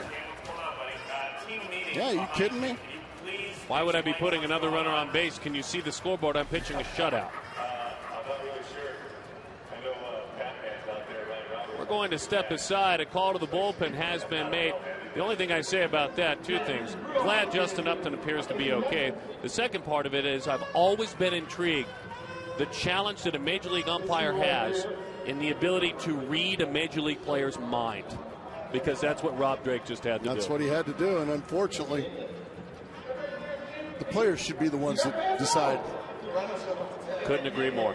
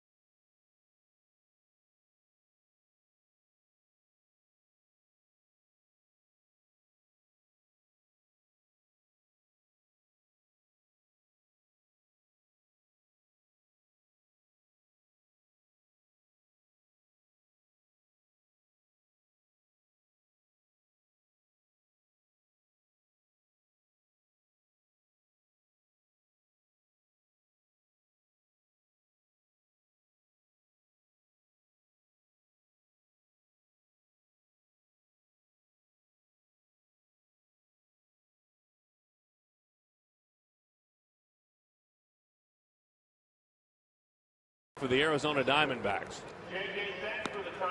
And if in fact backing up his right fielder, this is what occurred.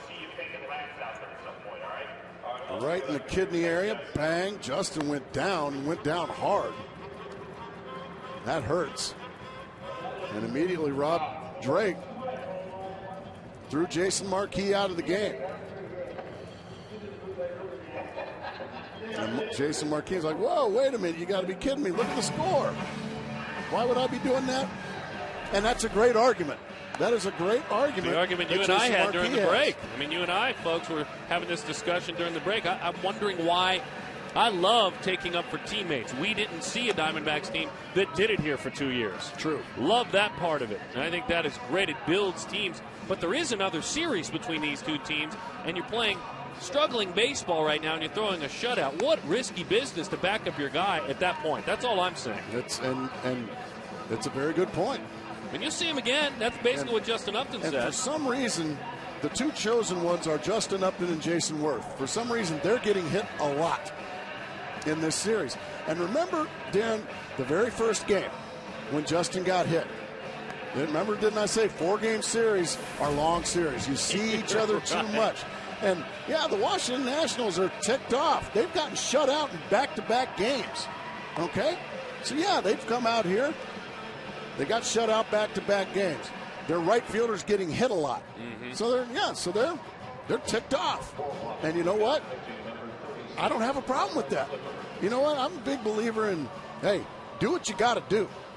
Do what you got to do, Washington Nationals. If you feel if Jason Marquis felt he needed to stick up for Jason Worth, one of their star players, if he felt the need to do that, do what you got to do. Agreed. But the consequences are you just got thrown out of the game. Right. And you were dealing. I mean, you were throwing a beautiful baseball game. 3 hits through 5 1/3. These are all 4 Justin Upton plunks in this series.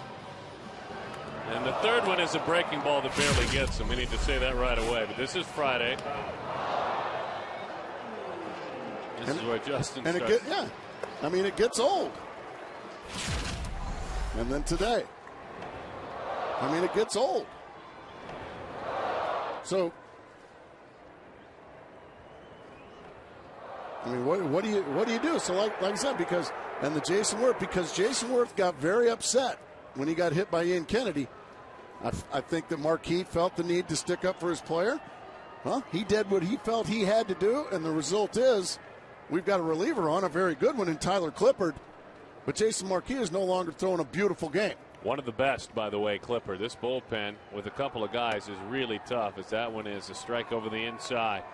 He's got a fastball in the low 90s and a terrific changeup, does Tyler Clippard. Throws with a high arm angle, kind of reminds you of the man we have started to watch a little bit, although Josh is much higher over the top, but has that high arm angle fastball change like Colementor does.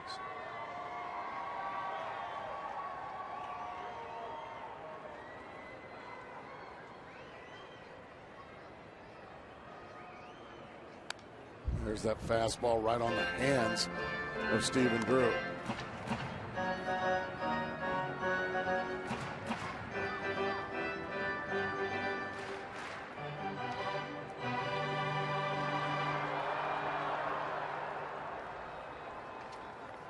With number 8 on his back, that jersey number, John McLaren, the bench coach, is now the acting manager for the Washington Nationals. Good long-time baseball man.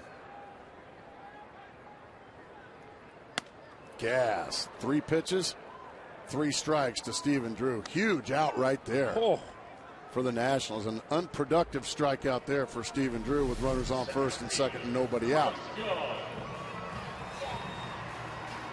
And Arizona now continues. It was our subject matter coming on the air, hitting with runners in scoring position. You better pitch perfectly, and your hits better be big ones. They are now 1 for 26 in this series with runners in scoring position. Talk about how do you win another ball game if you go 2 for 27.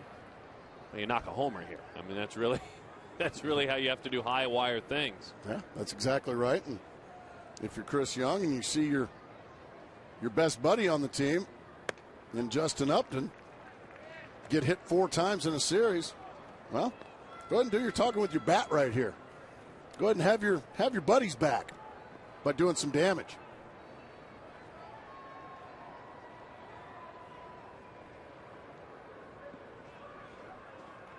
Matt Williams keeps an eye on the runner at second and Kelly Johnson. Justin is at first.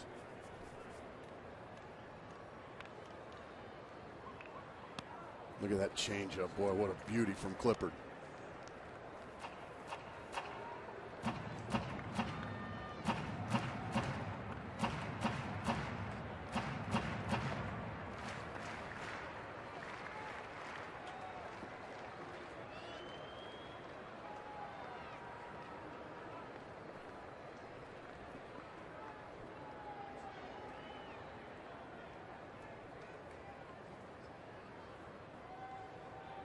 One and one the count. Gas right by him. Strike 2. Yeah, there's an interesting dynamic that occurs if you take up for your star player. It cost you an ejection, and then you still clean up the inning. And then you still clean up the inning. Your manager's gone as well. You're feeling really good about yourself. But I can promise you right now, Jason Worth, I agree, will go through fire now for Jason Marquis because of what just transpired. And Worth is due up third, by the way. We'll see. 1-2 the count.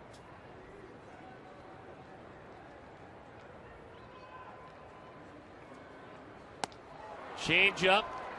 The Nationals were able to serve their own justice, take up for a teammate, and still clean up the scoreboard. Justin Upton hit for a fourth time after Worth was hit earlier in this ball game. Marquis done.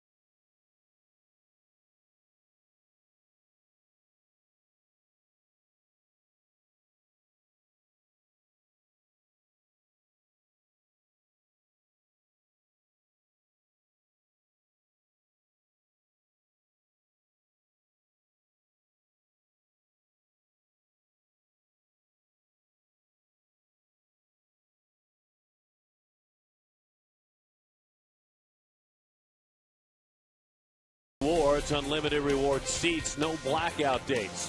Fry's, like us on Facebook during today's game.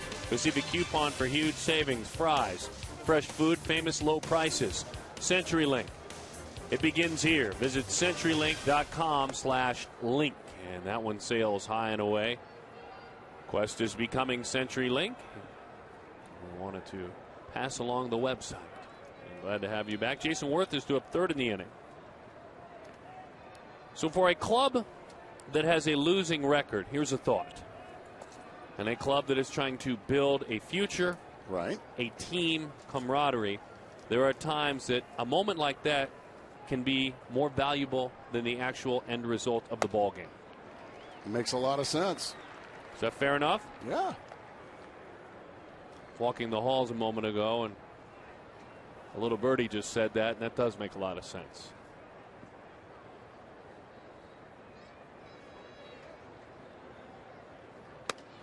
Two and two the count. Somehow I thought that would be in your line of thinking. I'm guessing, having been through things like that on clubs that weren't going to go to the playoffs.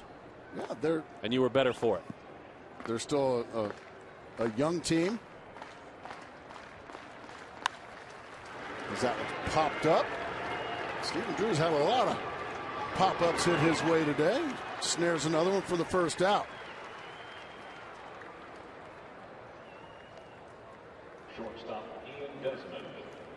And now Ian Desmond. So Kennedy tracking his first two innings. He threw 48 pitches. Innings 3, 4, 5, and 6. He threw 40. And this has turned this into, stunningly to me anyway, and I think a lot of you have watched closely, as that is picked by Johnson on a hop. Desmond is erased. Stunning that he is still in this ball game in the seventh with how it started early. Here is Jason Worth. Thursday, hit in that elbow. It cost him a game. He did not play the next day. Today, for the second time, he has been hit twice in this contest, or in this series. Upton's been hit 4 times. Well, let's see if See if anything happens here. Boys will be boys. Pitches down and away. These two meet again. The 22nd, 23rd, and the 24th of August.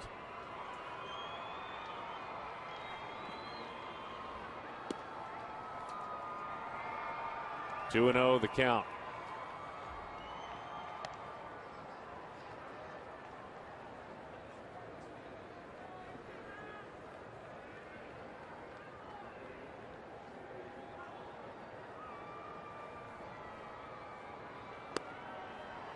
Breaking ball, 2-1 the count. Marquis hit Upton. Marquis was thrown out of the ball game. Swing and a miss, 2-2.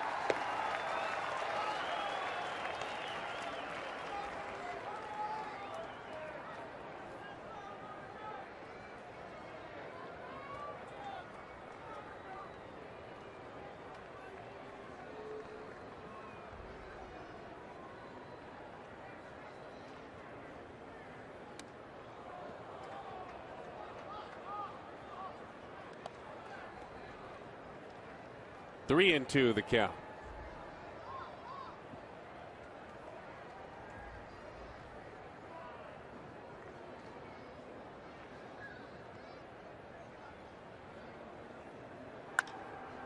To right field. It heads to the area where he made that fine play a couple of innings ago. Worth.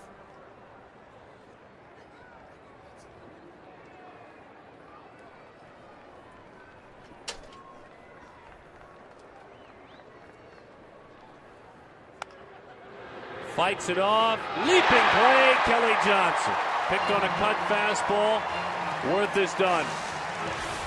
No retaliation from Kennedy, not this time. 1-0 is the score.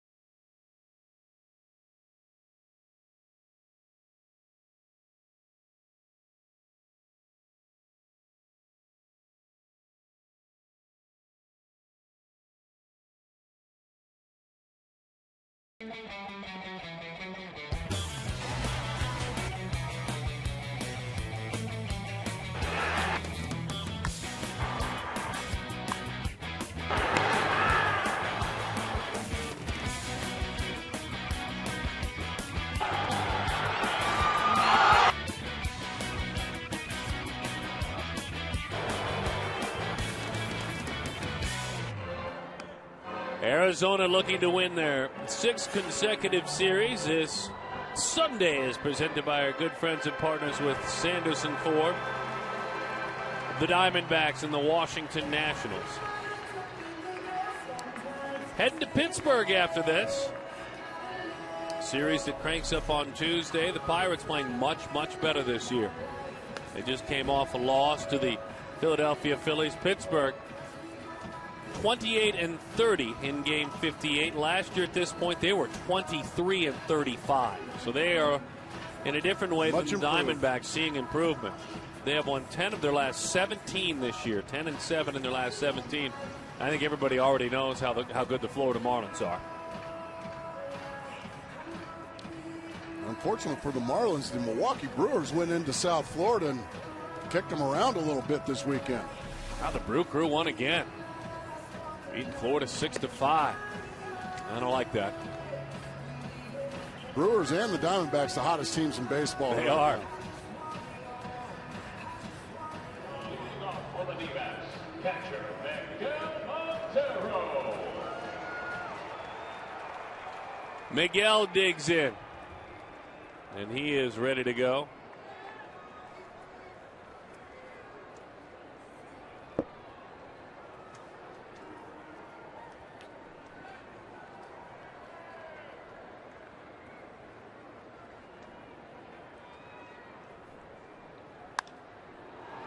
High pop, long run, still going as Nix, and it bounces.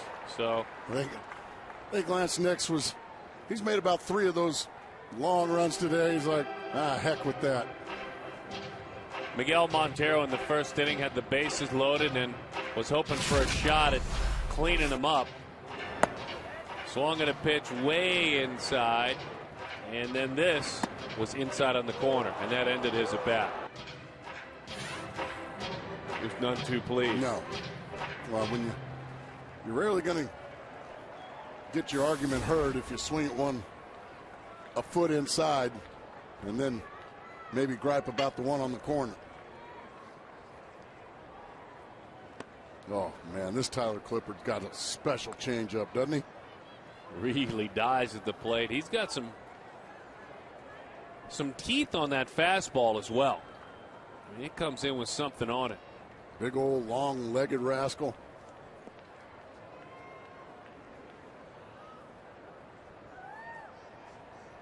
Originally a Yankee. Chases up and out of the zone. Montero is done.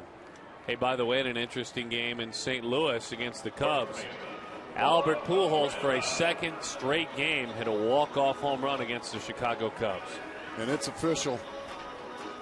Cubs stink. It's not a good year for the Cubs. Let's see, with that I think loss, that's what, 11 or 12 under 500 for them now? yeah, they are 23-34. 23-34. And it's also official. Cardinals are awfully good. Yeah, they are. While Milwaukee plays white-hot baseball, St. Louis is keeping them at bay. So Milwaukee and St. Louis both winning. St. Louis leads the Central by a pair. Cincinnati lost to Los Angeles 9-6, so Cincinnati's now 5.5 back. That one headed to the corner. And we'll do it again with a no-ball, 2-strike count. Everybody's okay down there. There you see the standings in the Central. St. Louis. Well, look at the difference, and for me, what jumps out too, look at the difference, only because the Diamondbacks are heading to Pittsburgh, between Pittsburgh and Chicago. Mm-hmm. That's striking at this point in the season. Houston just went into Chicago, swept them last week. Meanwhile, Clippard has struck out every Diamondback he's faced.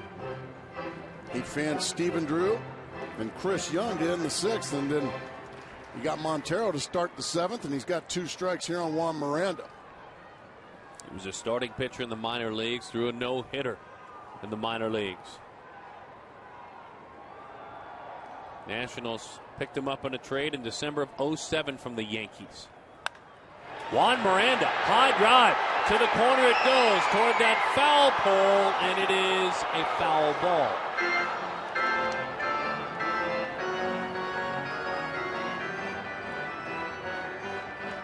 By the way, we're talking about Albert with that walk-off homer.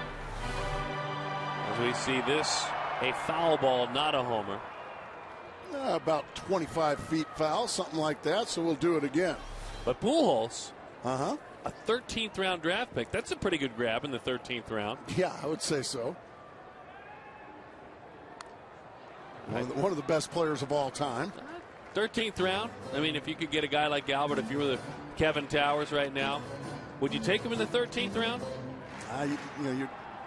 You risk him going in the 14th. 0-2 the count. Yeah, the earlier you get guys like Pujols, the better off. That'll be fun tomorrow, the draft. High fly through his hands and an off-speed pitch. So you have some draft picks who are picked in different spots in the draft. So which of these guys would you consider biggest steals in the draft? Mike Piazza was a 62nd round pick. Keith Hernandez a 42nd round pick in 71. Don Mattingly a 19th round pick. Gracie, what round were you picked in? 24th round. That's a pretty good steal, my friend. A fine career. I mean, they don't even have that many rounds anymore, do they? 62, I don't think so. No.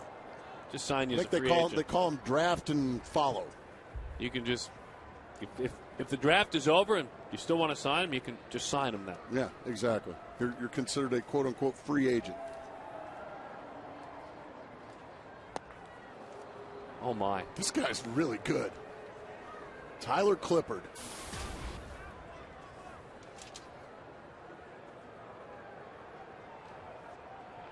Unorthodox delivery, certainly. Knees and elbows and arms coming at you. Long legs, got big feet. Good night. Mercy. Stop it. No, really, stop it.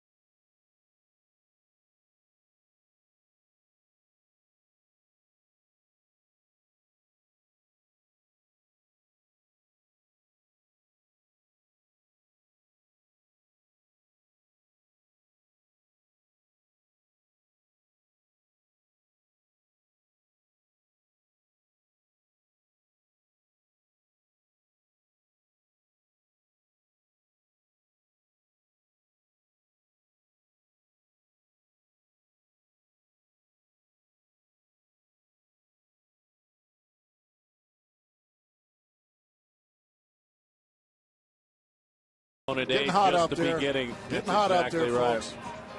Washington leads it by a score of 1-0. Esperling Vasquez takes the rock and he rolls. And the Diamondbacks do so now with the knowledge that they are done in San Francisco. 2-1 is the final. The Giants beat the Rockies. A tie now for first. The numbers on Vasquez this year brought to you by Verizon. So Esperling has to keep it exactly where it is.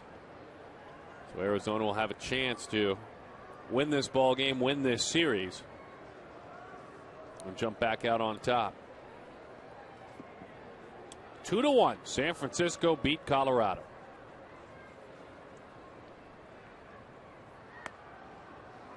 And that one is over the outside. I know you were saying during the break you spent a couple of days there covering network baseball up in San Francisco, that you were impressed with what the Giants fans are doing this year at the Turnstile. Selling out every single home game. Hot shot. Mora can't get there. Heading into the corner. And with a slide, that's a double.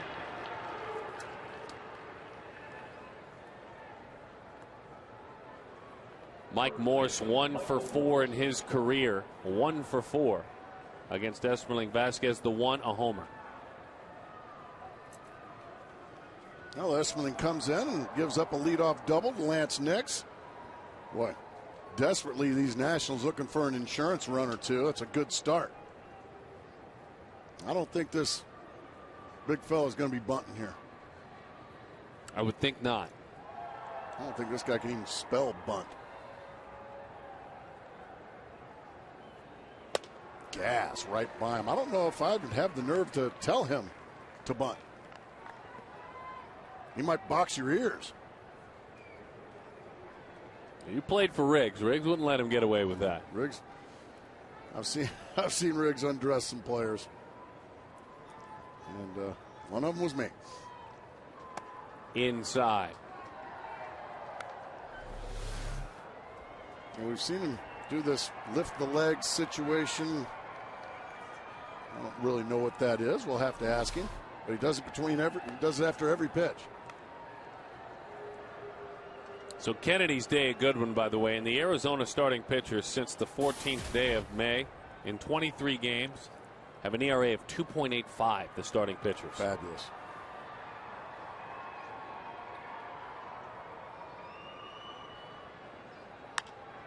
Fastball beat him with it. Upton's got a long way to go. Tracking. He's got it.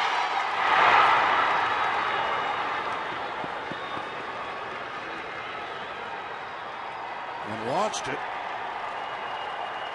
But a really good play by Melvin Morris saved Justin an error there. Does a good job getting to the ball. He pirouettes and then he just launches it over like everybody.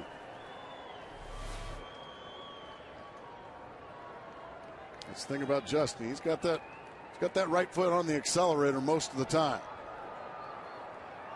But a big out there for the Diamondbacks because Nix has to stay at second base. Kennedy's line, 7 innings, 1 earned run, 3 walks, 3 strikeouts. He was great again today. His ERA now is 3.01 on the season.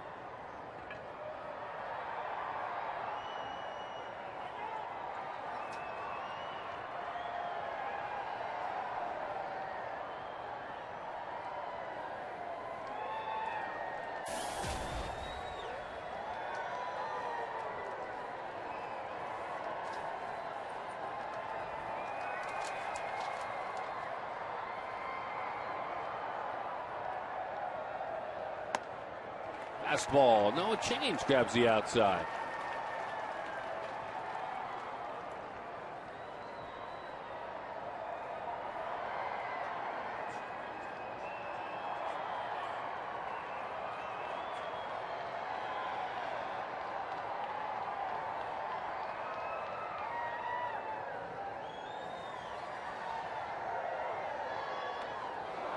That hit him in the back.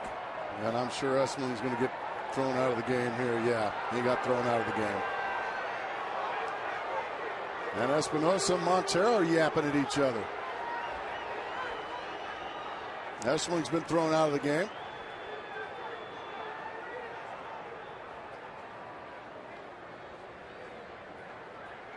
And that looks like that's going to be it.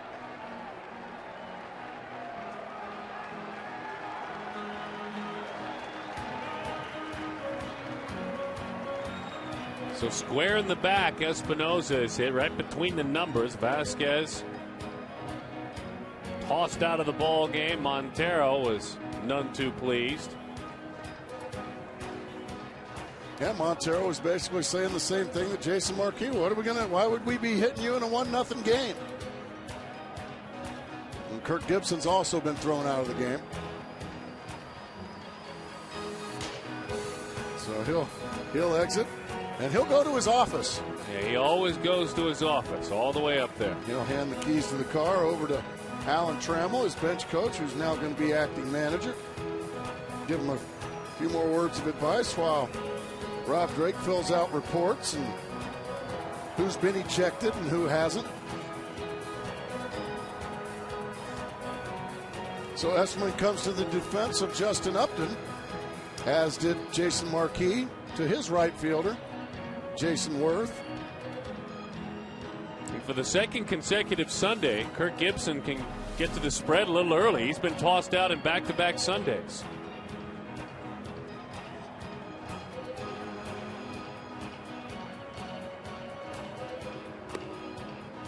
And Miguel Montero's the one that was most upset by this.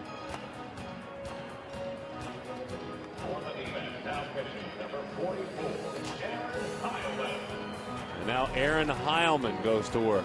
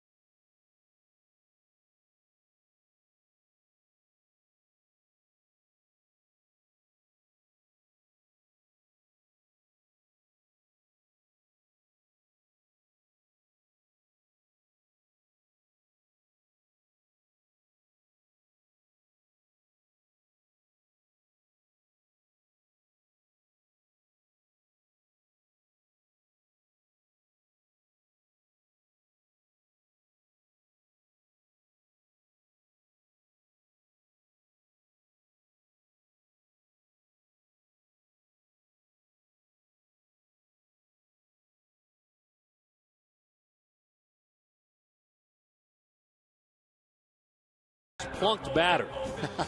And it has been a regular occurrence. Well, it's Justin Upton. He's the guy that's got the target on his ribs and back. Worth was hit, Morse was hit, Espinoza hit, and Upton hit in this ball game. 3 Nationals have been hit for 1 Diamondback. Kirk Gibson, of course, ejected. Gary Darling said, "Kirk, you got to go." And with a smile, he said, "Really? That's 2 Sundays in a row." And he shared with us last week. He shared with us that I go up to my office. I let my coaching staff take over. So he's not down any steps, on any walkie-talkies, or near any phone. He's in his office watching the game right now. Hello, Gibby. Glad to have you with us watching. And he watched Alan Trammell come from the clouds in Houston last Sunday. He's going to need to do that again. First and second now as Aaron Heilman takes over. Been a struggle for Heilman. He's going to face Wilson Ramos, the catcher for the Nationals here, with 1 out in the top of the 8th inning. Well, all kinds of people getting drilled today. Old school ball game here. Over the inside corner, 0-1 the count. Now,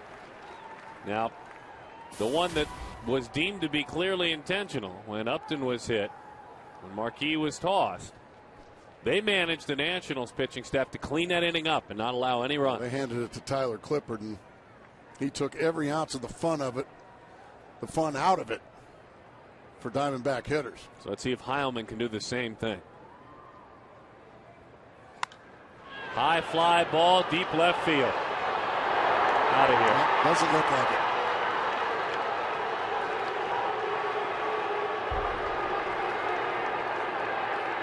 And that is a very slow trot. In other words, a little bit of neener right there.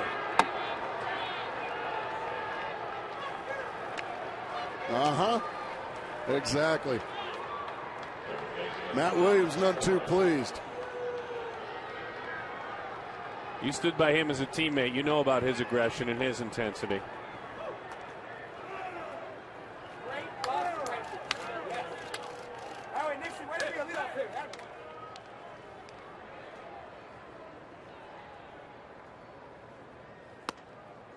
It would be a good idea to avoid Matt Williams if you're wearing a Nationals jersey right now.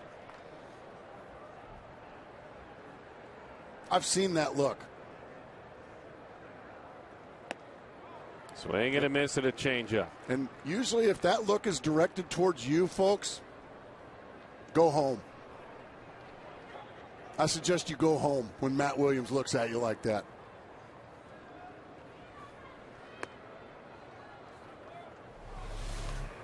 There's the home run. And then the slow trot begins.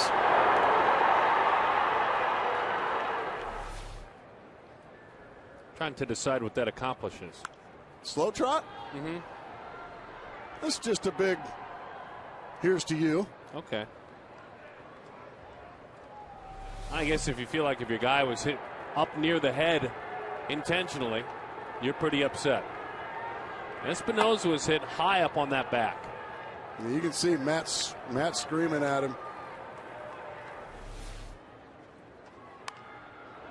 That one is fought off. Boy, gosh darn it, Mark Grace, if you didn't call this happening on Thursday night. Thursday night you said this would happen. 4-game series, a lot of time it's just too much to see of another team. Folks, were any of you watching Thursday night? He said it would happen. That's a happy dugout over there and one very ticked off dugout over on the third base side. And lost in this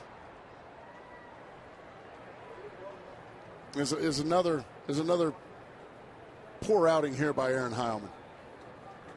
Unfortunately. That one into center field. Young is there, and he puts it away for the second out.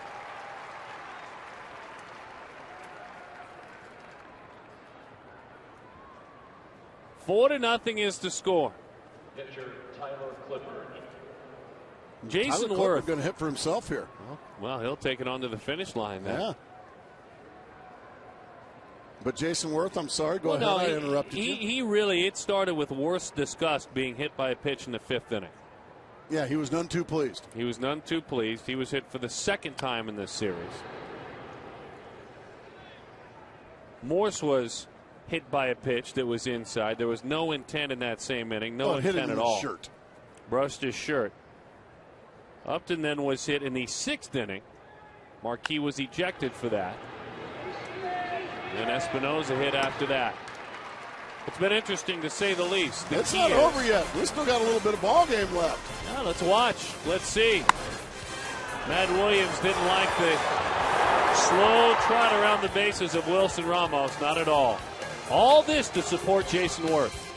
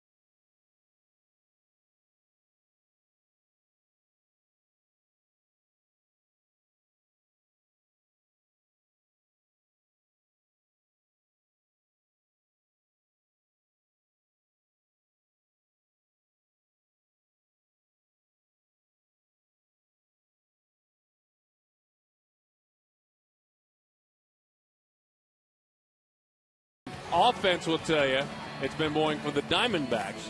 Well, there have been some What'd you think of that slow trot? I wouldn't have liked it if I gave up that home run, I'll tell you that.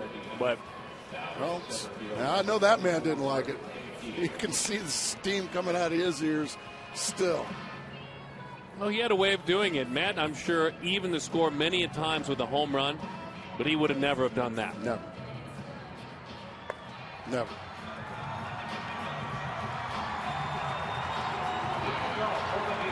This is crowd. Crowd get a little stirred up, like, all right, let's see what you boys can do for us. Roger Bernardina in left field.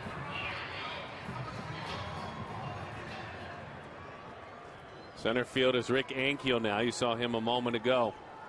Certainly a better setup. Ryan Roberts. 4 is not impossible. It's just that Clippard has been really good. Roberts. Thought he was ready to go. He lines it foul. Roberts not getting the start today. Doesn't really know what to do with himself anymore when he's not in the starting lineup. Tends to just irritate everyone. And you like that about him. He's had a quieter homestand, 4 of 20. He has homered and doubled, though.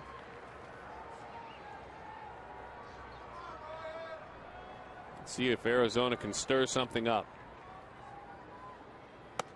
Pitch is high. 1-1 the count. Clipper with that unique delivery in the changeup that has to be so respected. It's just that good old-fashioned straight change. It's not a split finger. There it is. Pop foul. Read a quote about him from his former catcher, Will Nieves, when he said, and this is interesting, because usually it's the changeup that you try to trick him with. He said, and I quote, when he throws a fastball, it looks like a changeup. But instead of going down, it just stays straight. The hitter respects the changeup so much, but it never drops. Makes a lot of sense. And then it's by you. Certainly a little trick to it, a little craftiness like Colementor. Gas. Have we said this guy's good? He has had an incredible outing to this point. He's struck out 5 of the 6 Diamondbacks he's faced. Big Tyler Clippard. I mean, just right by Ryan Roberts. So now Willie Bloomquist.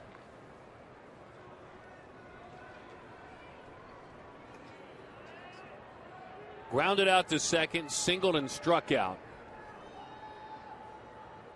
There's the changeup. Man, this guy's just on top of his game here this afternoon.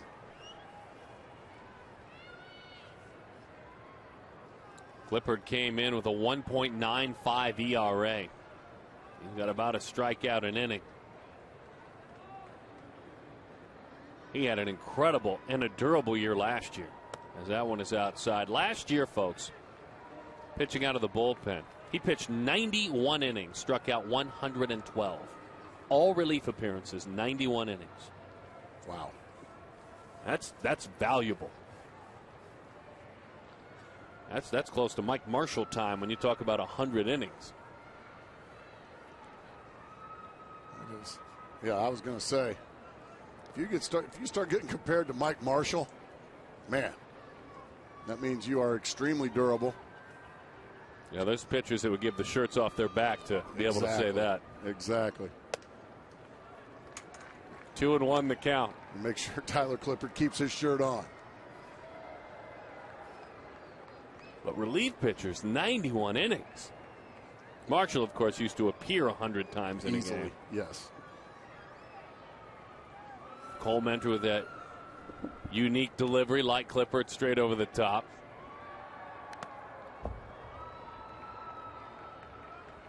Two and two the count.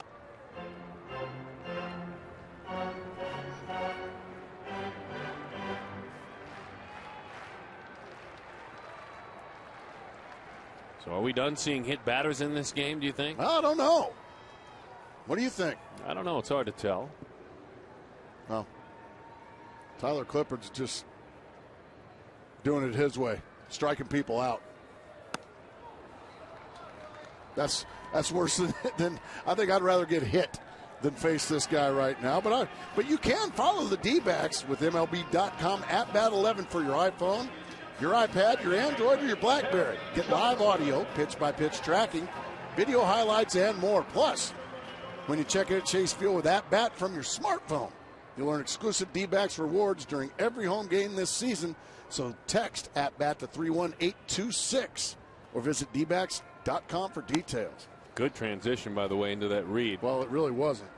And won the count to Kelly Johnson. I'm enamored with this guy Tyler Clippard right now. Well, there's a lot to be enamored impressive. with. I hated to have to do a read when this guy's out there pitching. He struck out 6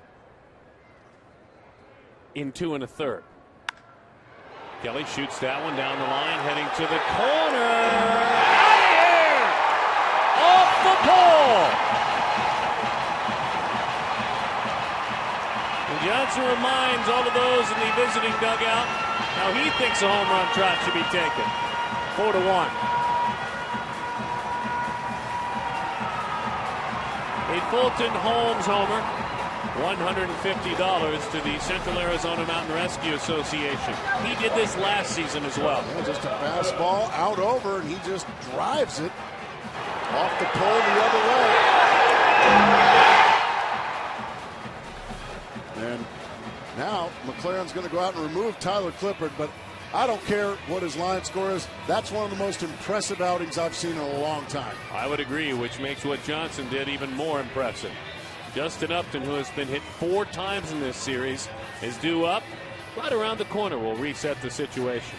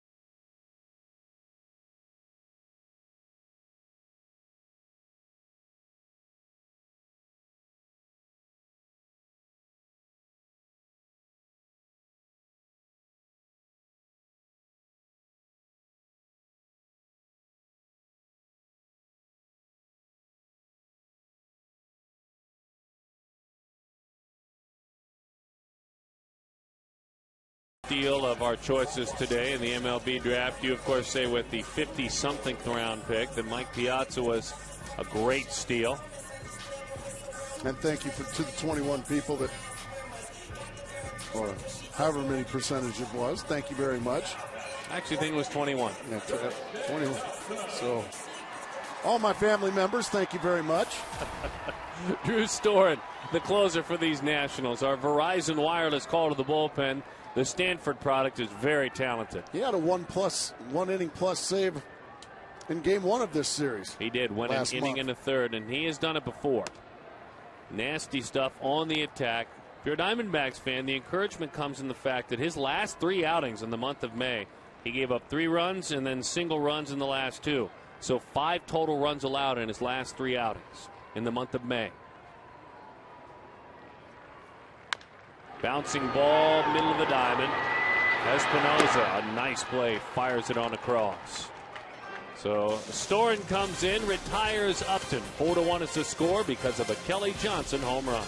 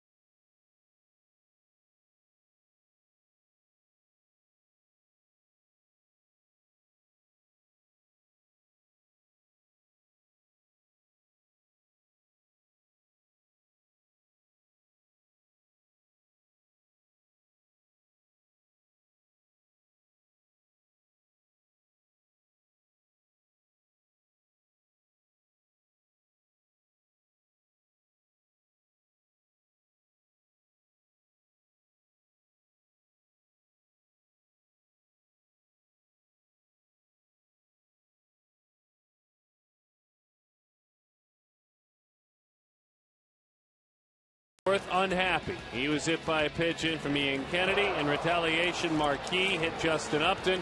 He was tossed from the game. Up and into Espinosa. Esperling Vasquez looked to be intentional, nowhere near the plate. And then this 3-run home run just got over the wall, but Wilson Ramos trotted easily around the bases. Matt Williams in the background there, frustrated with that trot, with that approach, and looking forward to going to Washington, D.C. on the August 23rd, 22nd. Oh, my gosh. 1, 2, 3. Another 4-gamer. Oh, boy. Oh, boy. Another 4-gamer. Just 4-game series. And I said it Thursday. It's a lot of time to see the same guys. And after a while, if something goes a little awry, it just seems like the last day of a 4-game series is when tempers start to flare. That Kroenke out of the University of Nebraska fires over the outside corner. It's a strike. Speaking of the University of Nebraska, Darren, did you see who just signed to be their head baseball coach? One of my favorite baseball players of all time. Darren Erstad is now the head coach at the University of Nebraska. Good breaking ball, and good luck to Darren. Or there was a guy, he went through about a 5 or 6 year period, Darren, where he was getting 200 hits at least every year. Yeah, he was a max effort player, so when it ended for him, it ended quickly because he'd beat his body up. Right. You talk about guys that have a fear of the wall. He wasn't that guy in the outfield. Yeah, at Wrigley Field, we said you were allergic to ivy. Didn't like going near that wall.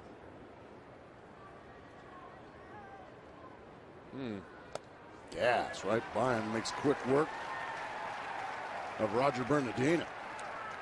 Brad down by the dugout for the Diamondbacks. An interesting atmosphere, Brad. What do you have for us? Yeah, without a doubt. Obviously, on that home run drop by Ramos, you saw Matt Williams get fired up. Don Baylor, just old school baseball, telling him to get back to the dugout and take care of business. But that's what Kirk Gibson has surrounded himself with, is just some veteran baseball minds, and that's old school baseball. It was just kind of nice to see, and the rest of the team obviously following suit.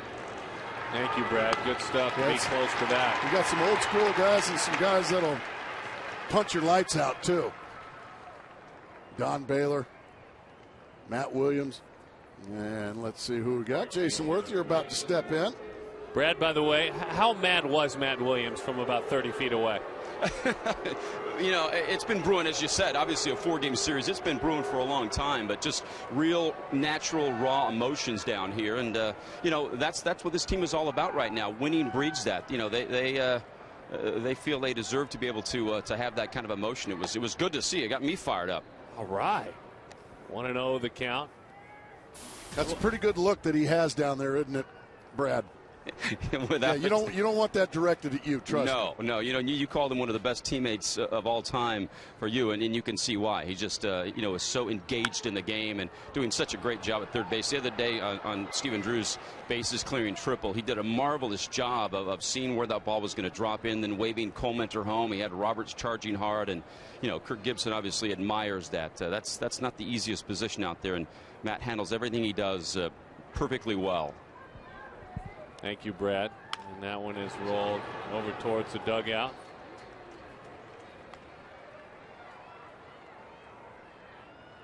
One and two the count. Matt Williams with his eyes firmly planted on the game. That's always how it goes for a coach, but also watching Jason Worth, that is who he was exchanging words with directly.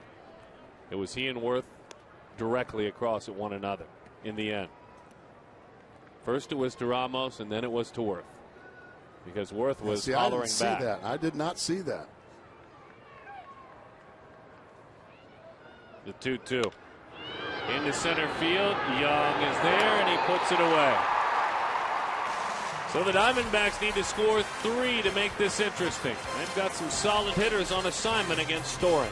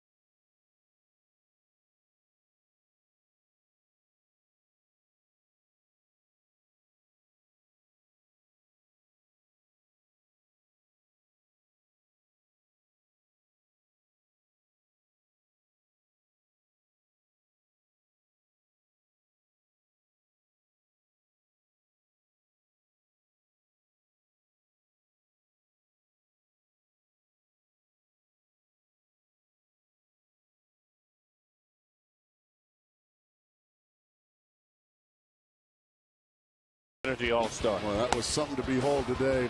The great fastballs, the great changeups.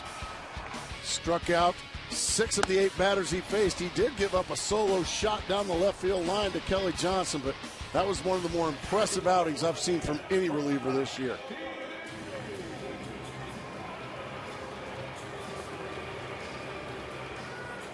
Stephen Drew to lead it off against Drew Storen. Chris Young waits on deck. Storen, as we mentioned, a tough customer. Kroenke did his job just to ease his way right through that inning. But the Stanford product fires a strike over the outside corner. 0-1 the count. He got great stuff, great location. I mean, his control is terrific. He's got a terrific slider as well. Ah, Darren, I know you love that sign. You and Tony Clark got that going in 2007. Stephen fouls it off up and into the seats. Anybody, anytime. I was kind of new here, so I just followed along. I wasn't really my dream child, that one. It sure was popular back then. And our good friends Tim and Willie on the radio sang a song about it. A lot of your calls on that song. That is a good song, by the way. 0-2 the count. Love those guys. Bouncing ball, and it's a foul ball. I always thought it was you and Tony. And you thought it was Tony and I. No, it definitely wasn't me, because I got to be honest, I hated that slogan the whole time. Okay. But how did you really feel? 0-2 the count. We like Tim and Willie, though. Love Tim and Willie. Drew and Storen locking horns here. 0-2 pitch spoiled there by Stephen Drew. It was at Milwaukee that Storen came out, worked 2/3 of an inning. Gave up 2 hits, walked a batter, and 3 runs. There were 2 run-scoring outings to follow against San Diego. One of them included a blown save on May the 27th. His 2 outings in June have been flawless. Into the dirt it goes. 1-2 the count. Tomorrow's an off day for Arizona, and then they board the plane and travel to Pittsburgh, Pennsylvania. And the Pirates are playing. One of my favorite ballparks. In that beautiful park, and they're playing PNC much better. Park. We're excited to call those 3 games for you. Tuesday, Wednesday, and Thursday. Stephen, a little roller. Storen can't get there. Barehanded, trickles on by. And then into shallow center field it goes. All right, there's a base runner. Stephen Drew doing a great job of just surviving, putting it in play, and putting the pressure on the opposing defense.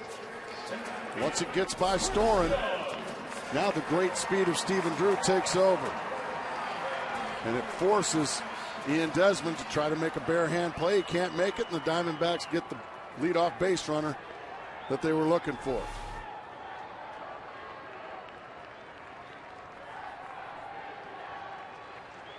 And those guys are getting excited. They got their rally hats on.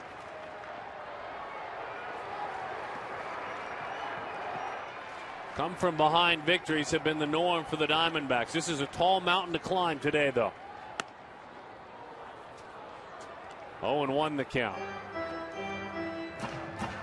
Chris Young might have seen something in Alex Cora. He's playing back. I'm sure Alan Trammell, now the acting manager, probably like to see him drive it in the gap. 17 come from behind wins this season, the most in baseball coming into today. Outside. Boy, what a right arm on this young man, the Indiana native. It just explodes off his fingertips. Jim Riggleman's got himself a very good bullpen.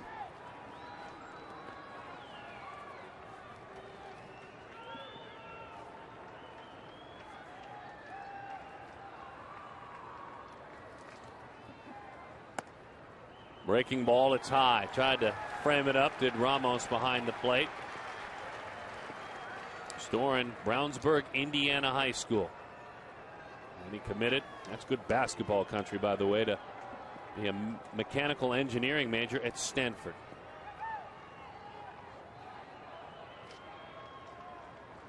The 2-1. Fought off into center. How long will it hang up? Diving attempt, the kick's away. Ankiel the entire time charging, and then could not haul it in. He was fortunate to keep it there with him on the dive. Well, these Diamondbacks, by putting the ball in play, just a couple of little soft base hits, one of the infield variety, and then the effort there by Ankiel. Looks like he takes it right off the noggin. But just a little dying quail out there in front of Rick Ankiel. And just like that, Miguel Montero is going to step into the batter's box representing the tying run. You love the effort there by Ankiel. The Diamondbacks going to try to break another heart. They've done it 17 times, as my partner just said earlier. 17 come from behind wins for the Diamondbacks. After a meeting on the mound, Drew Storen going to have to find a way to get through 3 more D-backs. The home run on May the 27th that he gave up was off the bat of Jason Bartlett. Alex Gonzalez of Atlanta has also gotten him this year for a long ball. Just 2 homers allowed. He allowed only 3 last year.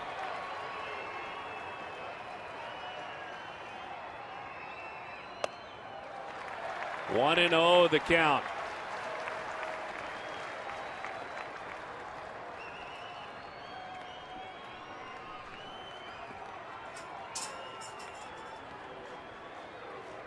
But understand this. This young man has been tough to unhittable at times.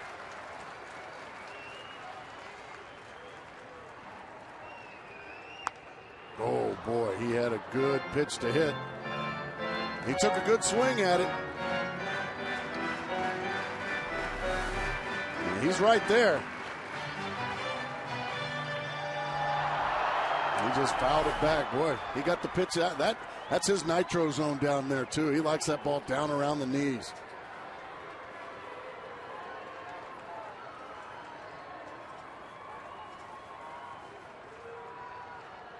The 1-1.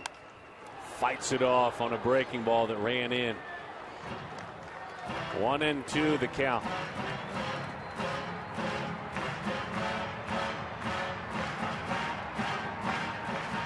Of the 5 career home runs allowed by Storen, 1 has tied the game. 1 has been a walk-off.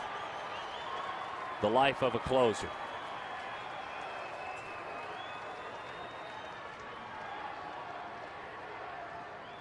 The 1-2. Breaking ball, he'll hang around.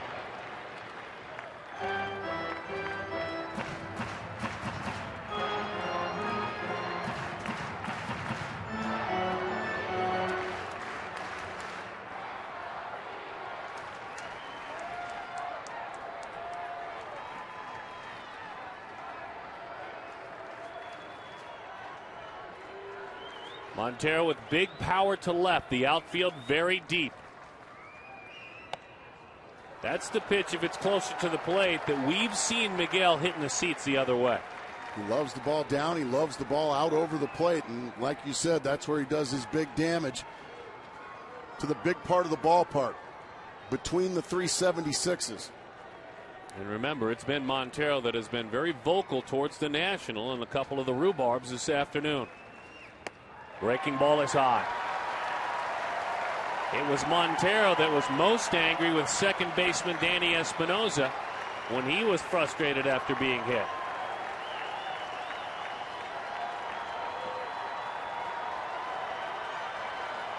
The Diamondbacks know the Giants have already defeated Colorado 2-1.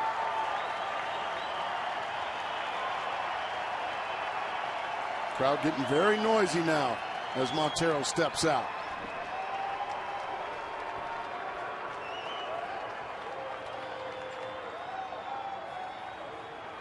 And the crowd hadn't had much to cheer about here this afternoon. The villains have been Jason Marquis and Tyler Clippard. Now the closer, Drew Storen, with a couple of speed bumps in the middle of the road here, and a 3-2 count now on Miguel Montero.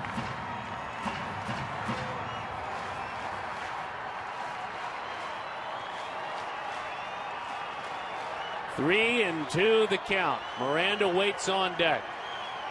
Infield straight. They're behind the runner at first. Bouncing ball, foul ball up the first base line. Well, he threw a gutsy pitch there on 3 and 2. He threw a breaking ball, and he threw it for a strike. Miguel Montero was able to fight it off and stay alive. He threw 96 miles an hour, and then he dropped the breaking ball for a strike. That makes you doubly tough on a 3-2 count with first and second and nobody out.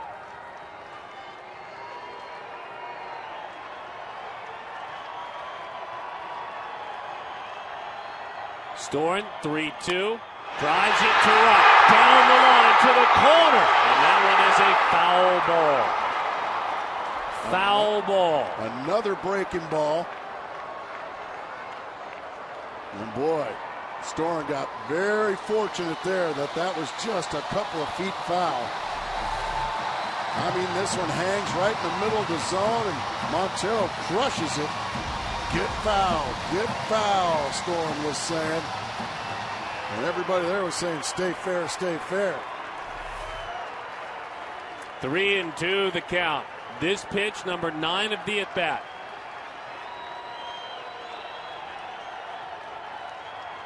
Another 3-2. Outside, they're loaded. What a great at-bat by Miguel Montero. One of his best of the year. A lot of times after you hit a foul home run, you get overamped, and you're going to swing so hard at the next pitch. But he did a good job of keeping his focus and taking ball 4 there. He is the tying run at first base. The winning run is stepping into the batter's box in Juan Miranda. 10 days ago, Arizona was down 6-0 in Houston, Texas. And it was a game they should have lost. Juan Miranda's two-run homers helped them believe they can come back, and they did. The win of the year. This might top it, if in fact they're able to grab it. 1-0 the count to Miranda. He's battled injuries this year that have cost him valuable time.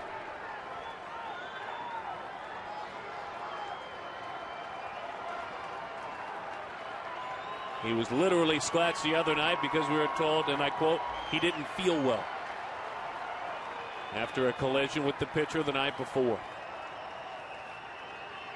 Outside, gets away. How far away?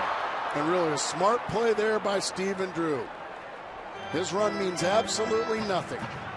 We've already seen Chris Young get thrown out when a ball got away from Wilson Ramos. Go ahead and just stay put. But now it's a 2-0 count on Juan Miranda with the bases full. Alex Cora just came and had a little conversation from third base with his pitcher. As we see all the Diamondbacks. Now a 2-0 count on Miranda. If he gets a fastball to his liking, he can go ahead and swing it with bad intentions here. A lot of room in left center field. The outfield is deep. No doubles defense. Outside, 3-0. All 3 pitches up and away, Darren, which starts to tell me that there's a little bit of weariness now starting to creep into Drew Storen. 24 pitches. As you mentioned, trying to generate velocity. That front side flies open, the throwing arm drags. That's when you're just trying to do more.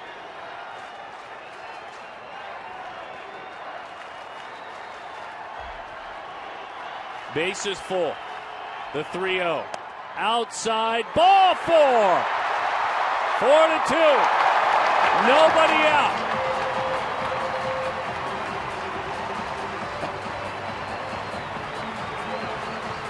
And you can read his lips. He thinks that was a strike. But Wilson Ramos, on a 3-0 count, why are you sitting that far off That's clearly a ball. Why aren't you sitting right down the middle there if you're Wilson Ramos, the catcher?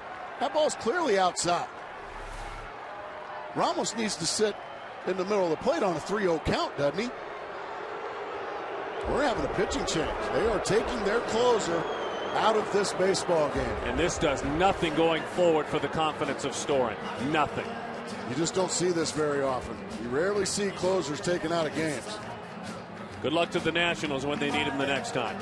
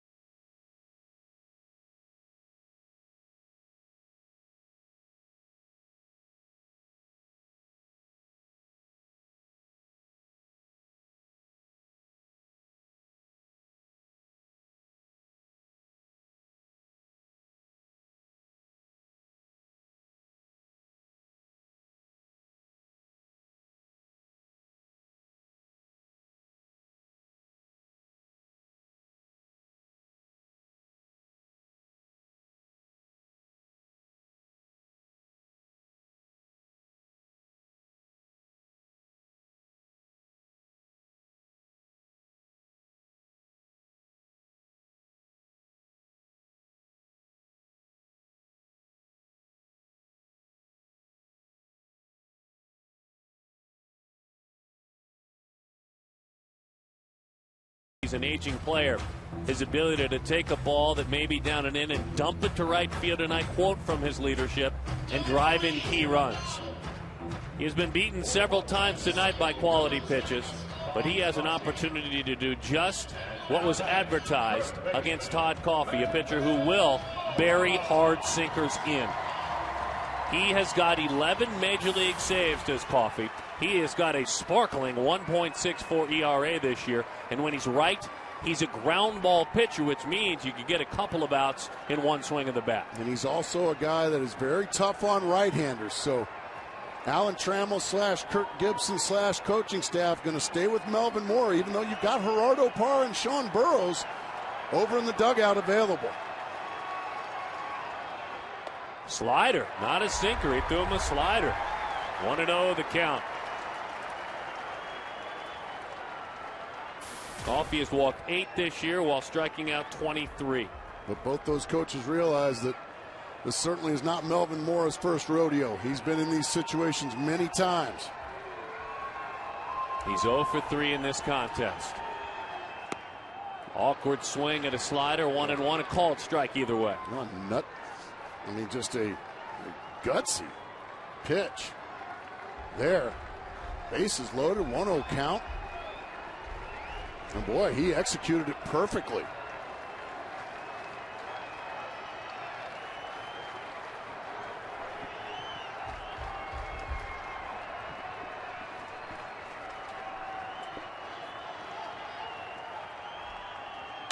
Moore to the right side. Beat him with a fastball up and out of the zone. Still nobody out.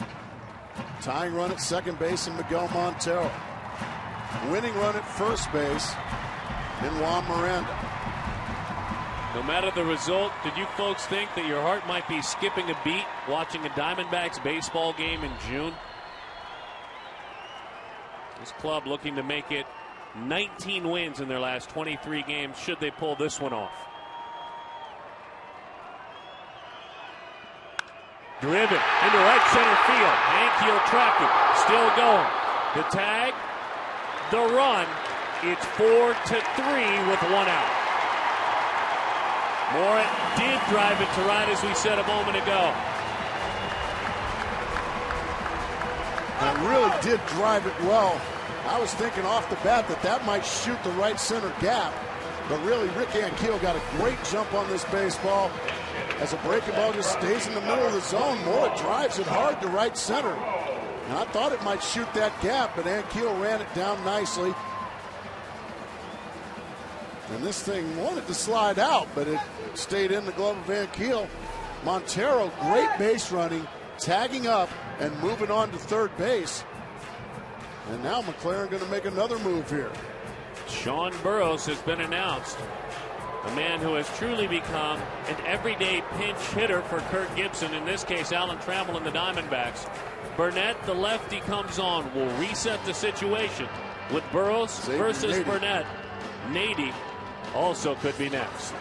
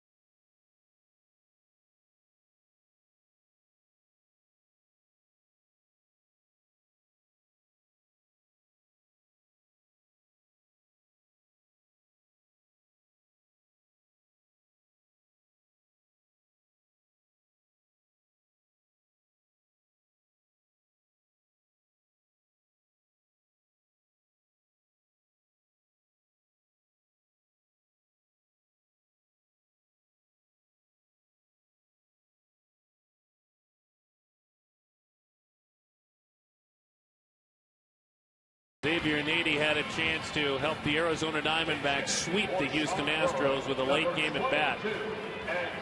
Jeff Fulcino was on the mound against those Houston Astros, and Nady delivered. He drove in a pair. He faces Sean Burnett. Nady, in his last 13 games, has 12 hits, has a .316 batting average, and is getting to the point when he doesn't see his name in the starting lineup. There's a true air of disappointment about him. He looks forward again to proving he is worthy of playing every day with a big hit here.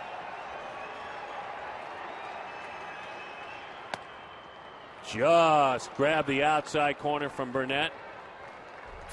Not an easy thing, this pinch hitting assignment, is it? It's very difficult. And Xavier Nady with an opportunity here, looking to hit something deep enough to score Miguel Montero. Ankiel in center has a great arm.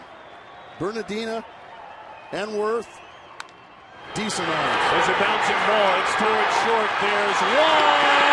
Safe. We're tied. The Diamondbacks have come all the way back to tie this ball game up. And I would imagine, out in right field, that doesn't taste too good to Jason Worth. I don't think it tastes too good for anybody with the Nationals right now.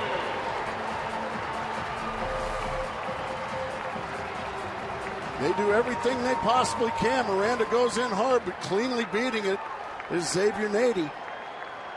By putting it in play, the run scores. By not striking out, this game is now tied. Willie Bloomquist swings right through it. Ex-Nady coming in with some big pinch at bats.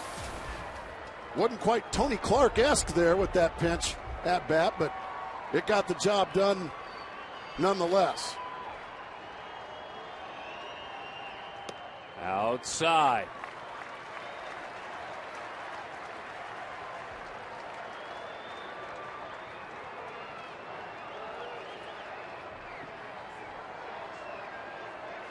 Bloomquist. A single and 4 at bats. Swing and a miss from Burnett. Boy, good fastball down around the shins and right past Willie Bloomquist. Well, this team has been something else.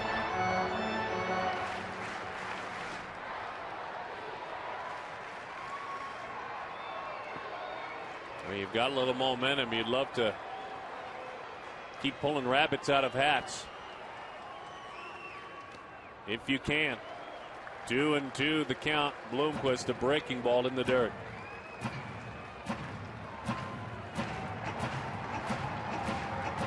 Woods is up because he will come on if this game remains tied.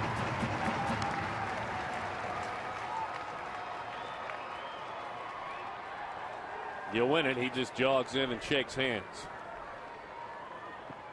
And enjoy an off day tomorrow on a trip to Pittsburgh. Runner was going on 2-2. High fly right. Into the seats it goes. Well, Nady had a great jump as well. We got a great catch down the line there, Darren.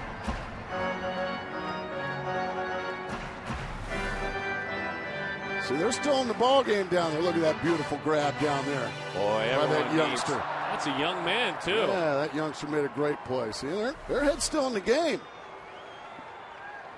Since May 21st, Arizona has overcome a bunch of deficits. Outside a changeup. They have overcome deficits of 2 twice, 3, 4, and 6 runs. And now with the full count, Xavier Nady's going to get a running start on this pitch. So anything down a line or in a gap is going to end this ball game. The outfield deep, very deep. Worth has worn out his plot in right field, and you can see he's behind it in right. Kelly Johnson, a left-handed hitter on deck. Willie hits a high fly. Remember, they were deep, but it hangs up there enough. Arizona's tied this ball game up. Nady making contact. We will play on. The Diamondbacks were down pretty lifeless and beat up.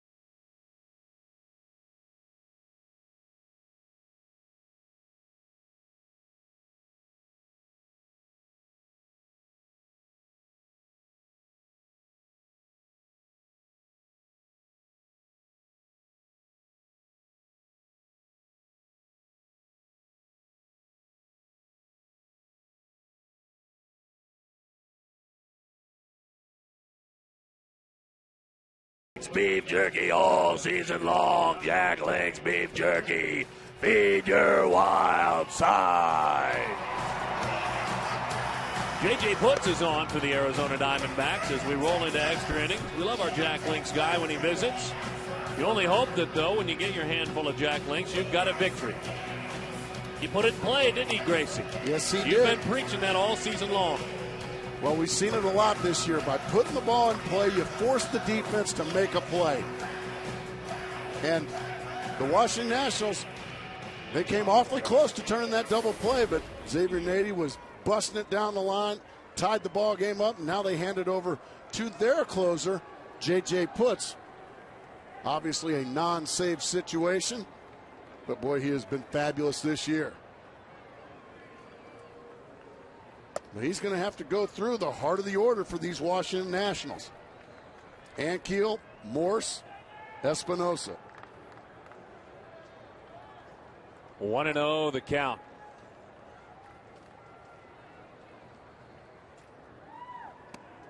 Over the outside corner, 1-1 the count.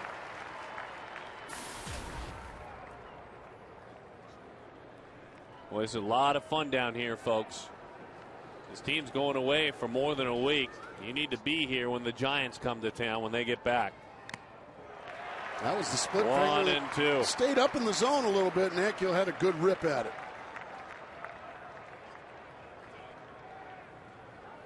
He had a good split finger the other night, a really good one.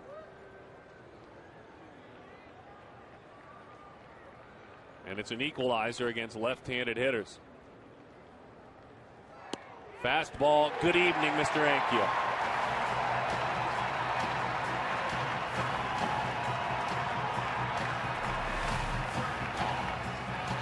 Isn't it amazing? Montero wanted it up around the letters. He got it down around the knees. But that's definitely a strike, even though you quote-unquote miss your spot. Rob Drake stayed with the pitch and rung it up. Now this mountain of a man in Michael Morse going to step in. We're going to have a couple big old boys going at it here with Putz and Morse. Dangerous, too. He's got 7 long balls. Fastball, strike 1. Oh, what a great pitch. Morse doesn't agree, but what a great pitch that was from Putz. It's tough for me as a hitter with a lot of strike zone. I mean, you're already going to get help up high because you stand 6'5". He looks even taller than that. And then when you're getting one at the kneecaps, the bottom part, that's tough. Right back there. That's more of a strike than the one before. No balls and 2 strikes from JJ. Yeah, I don't think Morse was upset with that call at all. I think he got caught looking for an off-speed pitch and just took one right down the middle. Big slugger, Florida-born against the veteran Michigan right-hander. The 0-2. Swing and a miss over the top. Well, that was unfair what J.J. Putz just did. Got ahead with 2 fastballs and then put him away with a devastating split finger down and away.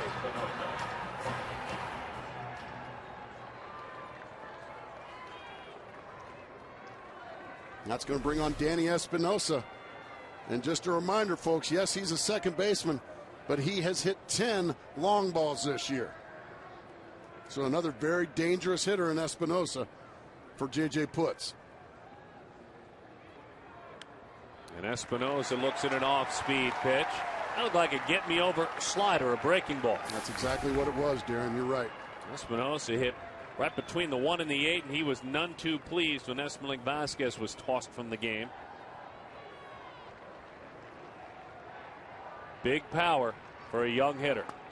Inside. 1-1 the count. Darren, it isn't only fitting that this 4-game series where teams are starting to get irked with each other. Well, let's just play a little extra innings on that 4th game. I think it's fitting. Let's just dislike each other a little more here.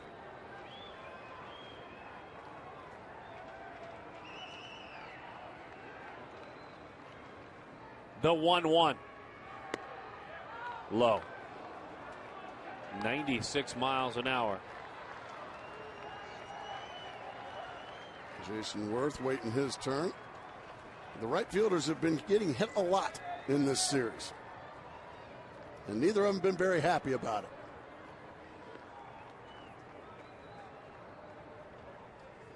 The 2-1. Line into right field. Upton will hurry to get there. He stops it and keeps it at 2, so a double. Boy, Espinosa stayed on a split finger from J.J. Putz really well and just drilled it down the right field line. That's just a really nice piece of hitting there by Espinosa. By the time Upton cuts it off, Espinosa's into second base safely. And Wilson Ramos now with an opportunity with a runner on second base. The last time Ramos hit it was against Aaron Heilman, and he homered. And it was following Espinosa being hit by a pitch. And he took a long, slow 2 around the bases. And Matt Williams in the background didn't enjoy it. He slow-trotted, and Matt Williams didn't like it. But now that's all forgotten. Right now, the only thing that matters to Matt Williams is what's J.J. Putz going to do with Wilson Ramos here. As Montero and Putz have a little trouble getting together, we'll do it again.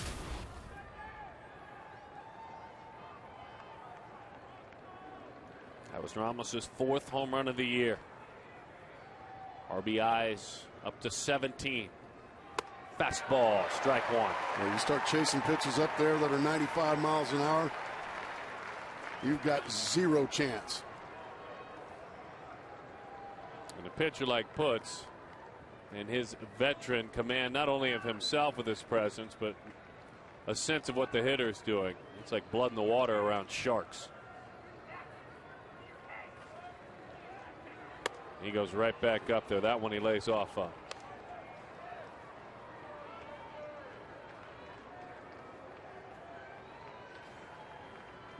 Four the score. Top of the 10th inning.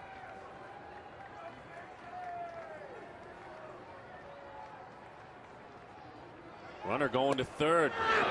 He stole it. So now, if a split-fingered fastball gets away, that scores a run. What a gutsy 5th stolen base by Espinosa.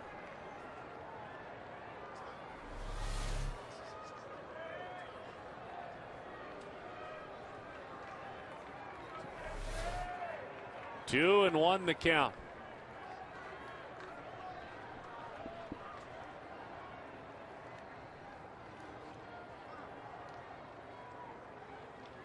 Gas. 2-2 the count.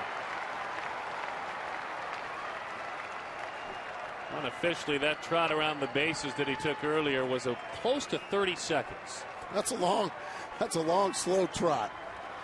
And now the fans starting to get behind J.J. Putz on the 2-2 count here against that home run hitting Wilson Ramos. Gas. No slow trot that time. Strike 3. A slow walk back to the dugout. Probably have to put his gear on. Wouldn't it be fitting if Justin Upton could win this ball game?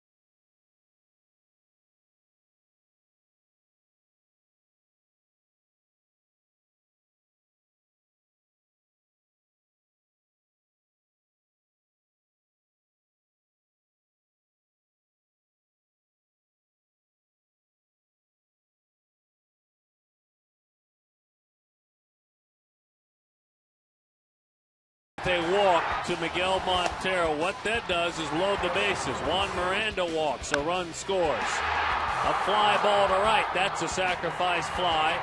2 runs in, and then Xavier Nady hanging around, putting it in play, just legging it out, and with that, no double play. Instead, the Diamondbacks looking to make it their 18th comeback victory of the season. And this one would be coming from the clouds. Down 3 against Drew Storen. That just doesn't happen. The right fielders have been the storyline. Whether they want it to be that way, sometimes I think they do, or not. In the case of both, I would say both on occasion have justifiably reacted over these 4 days, and some On occasion, both have overreacted. But it's created an interesting buzz around this ball game. And Kelly Johnson leads it off. Yeah, I got zero problem with a few balls slipping out of a pitcher's hands and drilling somebody. Taking up for your teammate. Burnett has very good stuff. A live fastball, good breaking ball, but every once in a while, he can battle some wildness. The 1-0. Kelly bouncing ball out to the right side.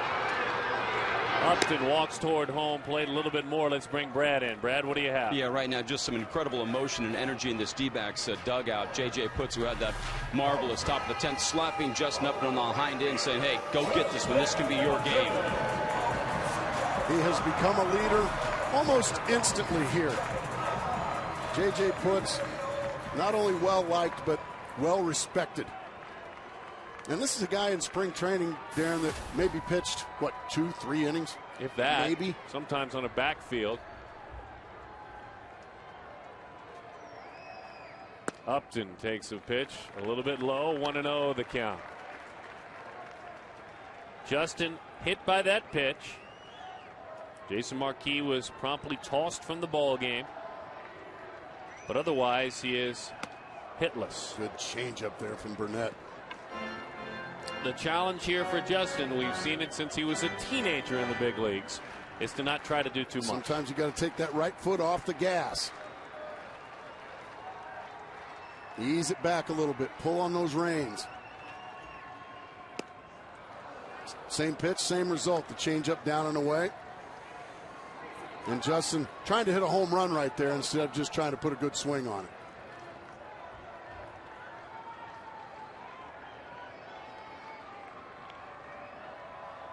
There's nothing wrong with manufacturing a run in these situations. And it's easy to go up there and want to just end it in one swing. Especially with his speed. The 1-2 to Upton. He takes low. 2-2 the count.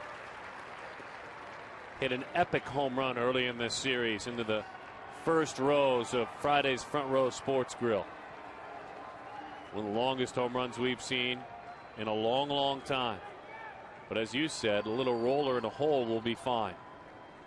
Outside. Went back to the changeup. That time, Justin was much better at recognizing the pitch right there and was able to easily lay off of it.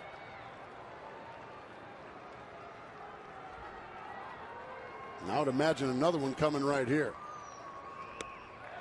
There you go. He threw it. It looked like Justin was just taking all the way right there. Because that was a good changeup. And it's as if he aged in that at-bat. I agree. Matured throughout that at-bat. Which tells you he knows himself now more than he ever has. And great speed now on the bases and Upton. And Stephen Drew going to face this tough left-hander, Burnett. And I wouldn't be shocked at all if Justin Upton was on the move sometime soon. Very deep are the outfielders. My goodness. I'll say that's no doubles, wouldn't you? Yeah, you couldn't go any deeper, but what that does for Drew, obviously, if you're trying to prevent winning the ball game, it certainly helps to keep a rally going. Because you can just pop one out there and have a lot of space. Burnett has done a nice job this year. Just one stolen base against him when he's been on the mound.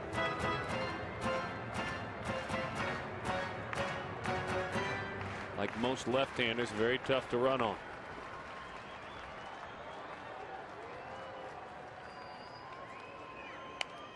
Steven nubs that one and it trickles foul toward the Diamondbacks dugout.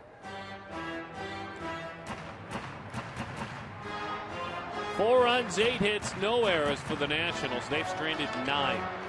4 runs, 6 hits, no errors for the Diamondbacks. They have stranded 6.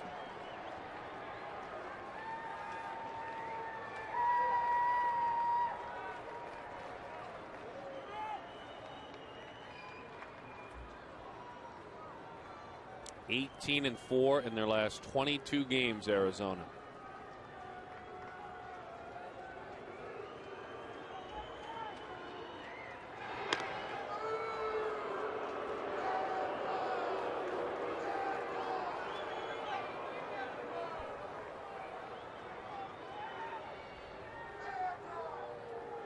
Drew and his fellow left-handed hitters hitting just 188 against Burnett this season. Good take.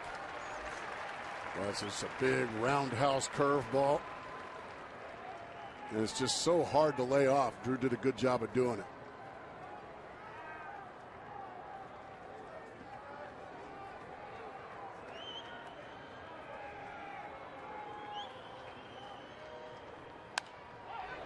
Look out up above the dugout. Let's hope everyone is all right over there.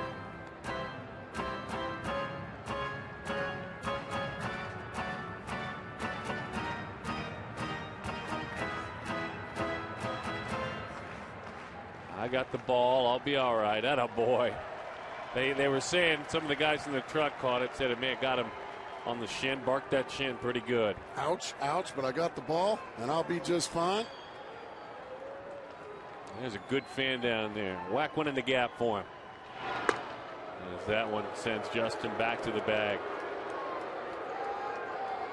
If you joined us when we came on the air, we talked about Arizona being 2-1 in this first 3 games of the series while going 1 for 24 with runners in scoring position. They're 0 for 4 today. Yeah, it hasn't improved, has it? And they've got a chance to win the series.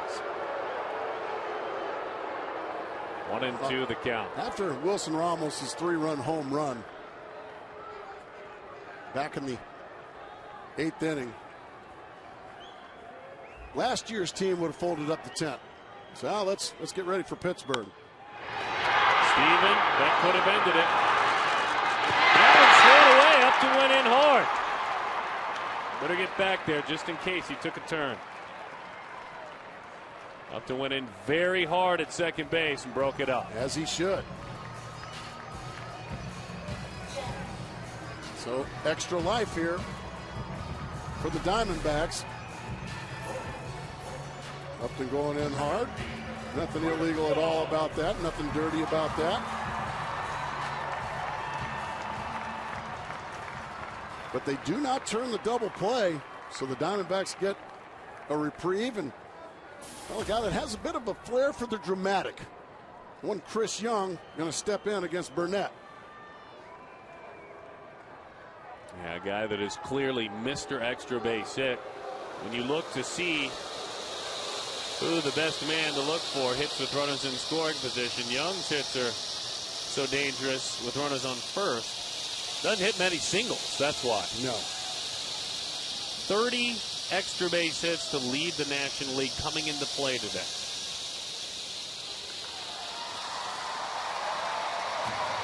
And by the way, all 4 of his career walk-off hits are homers.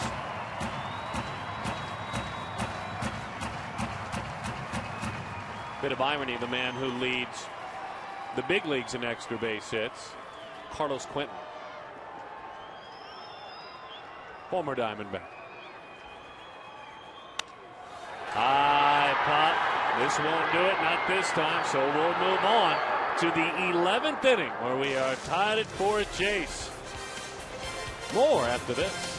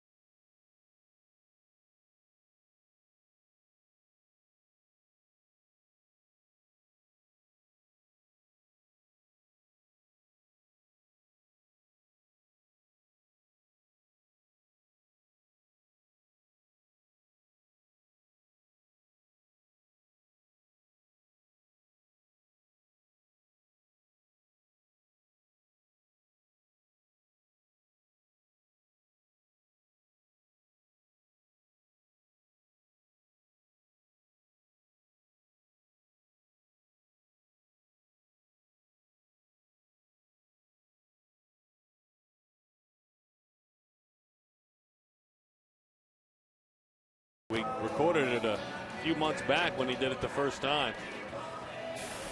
In our fine production studio. Actually, in the production studio in Flagstaff, our Fox Sports Arizona Flagstaff offices, as Joe Patterson goes to work.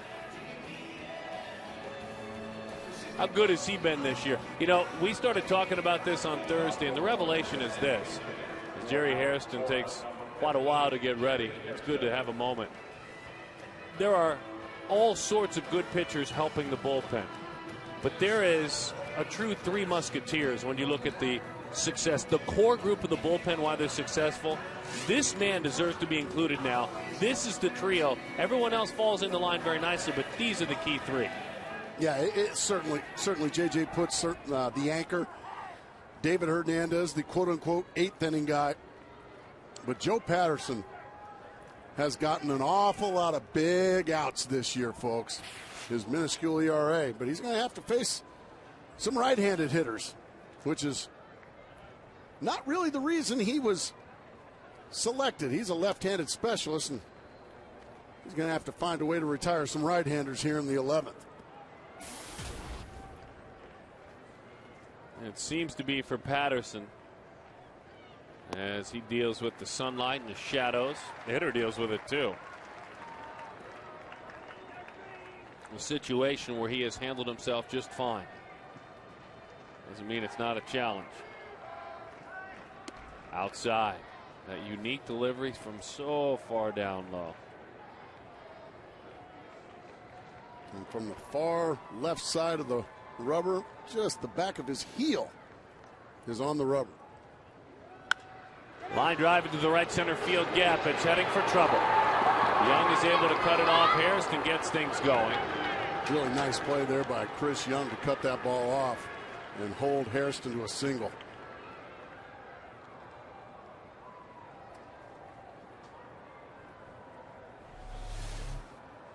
A really good job right there by Chris Young, putting on the brakes, getting it in quickly, and Hairston having to stop at first.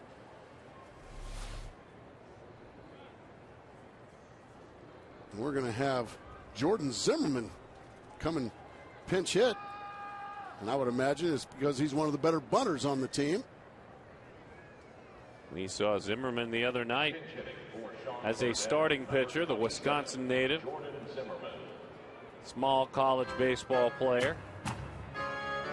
As he faced Zach Duke, Zimmerman, 4 sacrifice bunts this year. And if you'll remember the other night, he handled the bat very well, had a couple of hits. He's able to bunt here. That's what he's called to do. But is hung in there nicely. Outside.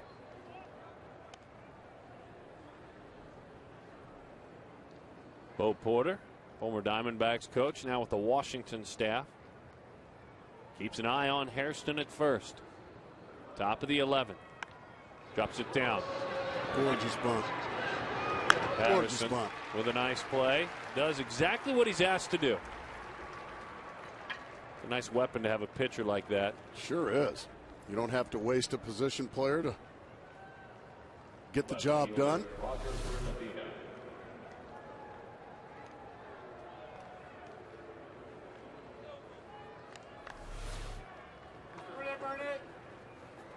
Roger Bernardina, a left-handed hitter, gets a little bit more challenging now. Though, coming into this ball game, right-handed hitters 2 of 15 against Patterson, lefties 5 of 33, so both right around 150 or below. Breaking ball. Called a ball just off the plate.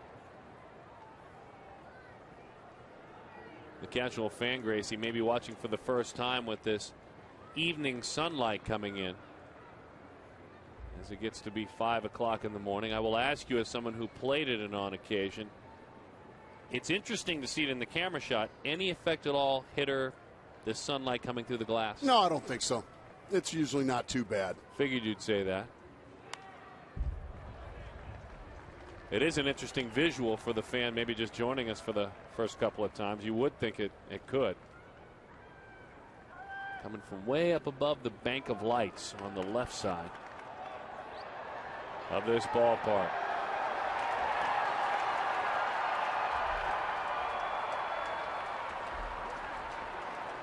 Joe steps off.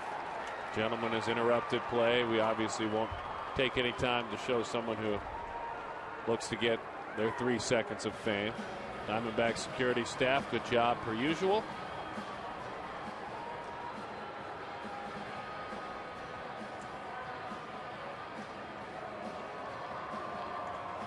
You and I were walking on our way the other day to go broadcast a game out in the pool, and we said to one another, I said it, I wonder what it would be like to spend a little time in a ballpark jail before going to a real jail. Literally, I said that, folks. I remember you saying that. And he'll be able to find out. We'll ask that gentleman. 1-1 the count. and probably ask, well, sure hope it was worth it. Nice job by the Arizona Diamondback security staff around the ballpark. And be happy he's not in Philadelphia, so he didn't get tased. 1-1 the count. Let's play ball.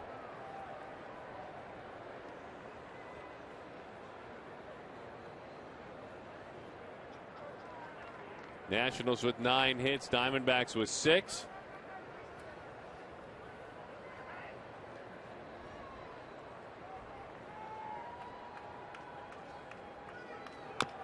Topper, boy, this will be tough. Patterson makes the play. No! Oh, boy. That's not a very good call, I don't think. Looked like he got him, but we'll see on the replay. I think Gary Darling, who is the crew chief and a very good umpire, I think he may have missed this one. It looked like the throw beat Bernardino. Let's see. Yeah, it did. Yeah, it looked like he got it. Yeah, the Nationals got a big break there.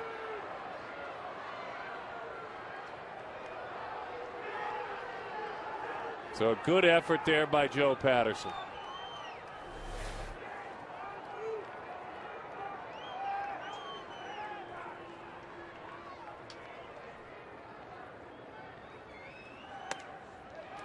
Strike one.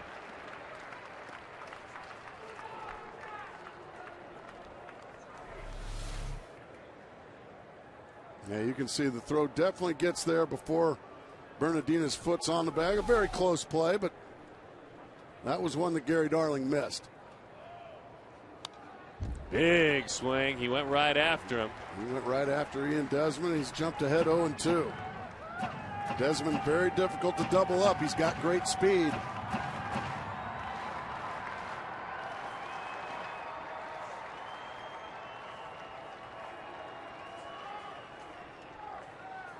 Swing and a miss. That's strike 3. Well, in reality, that should have been the third out. But it is only the second. What a job by Joe Patterson.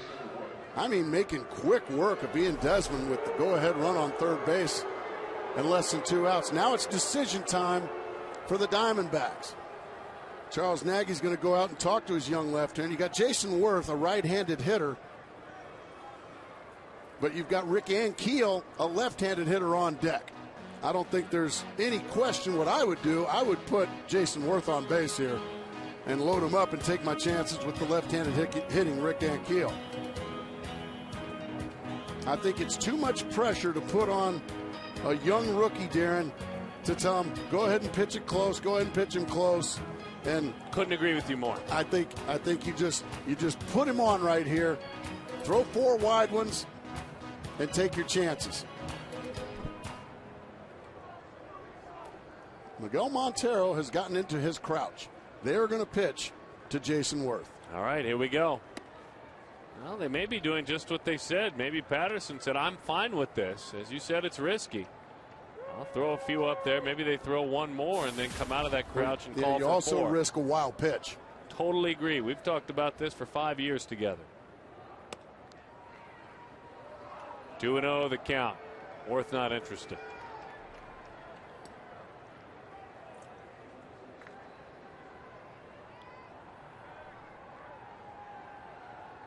Let's watch Montero. That's exactly what they tried. Patterson was fine trying it. Now they'll put him on. Montero's still standing. Now, and Trammell says, let's see if he'll fish one more time. There's Alan Trammell's call. All right, he didn't bite. Same effect. And that's what they were trying to do, trying to see if Jason Worth would bite. Had some pitches about a foot outside, and not surprisingly, he didn't. So now here we go with the bases full of Washington Nationals, lefty on lefty. Didn't get the call there, ball one. Looked like it crossed the plate, may have been wide. That's what was seen by Rob Drake behind the plate. Nowhere to put him. Ball low, 2-0 the count. So now Patterson going to have to come right to Rick Ankiel, who I would imagine is going to be taking all the way. I'll be surprised if he's swinging here. He has had a quiet series. Just one hit on 2-0.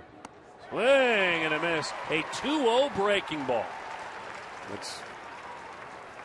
I'm very surprised he was swinging right there.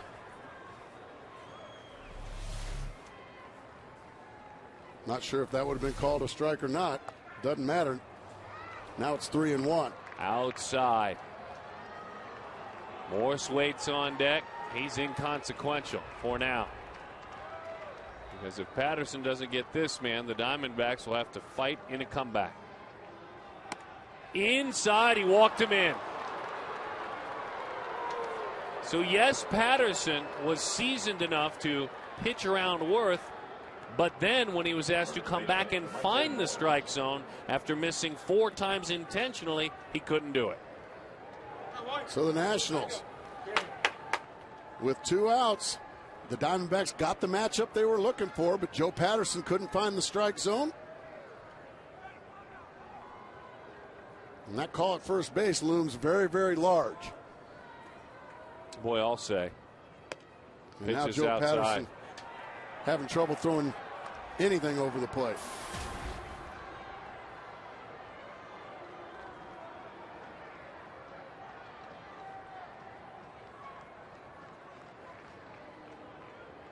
Played first, the Roger Bernardina play, as Gracie said, looming large. Patterson had a tough play and he made it. Looked like he got him by about a half step.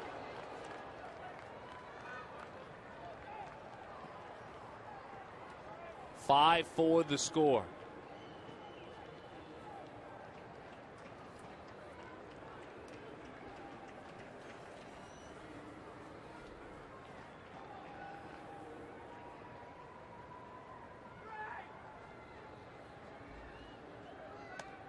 Outside, 2-1 the count to Morse. Having trouble locating his fastball.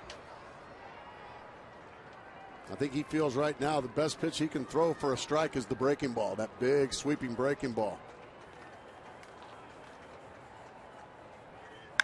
Oh boy, that's rushed to center field. And that over, up, and out of here, a grand slam. And he is fired up, fist pumping. As he should be, he crushed that baseball.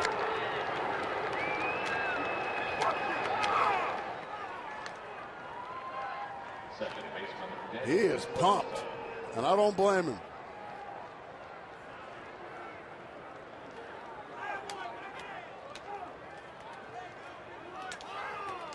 An absolute tattooed baseball off the hitter's backdrop in center field. That looks like a team that really wants to beat these Arizona Diamondbacks. Swing and a miss. No balls and 2 strikes on Danny Espinosa.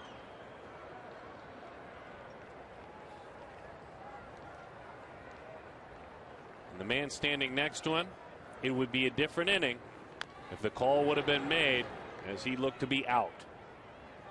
You still, though, have to pitch on after that. That's exactly right. Fastball killed. Boy.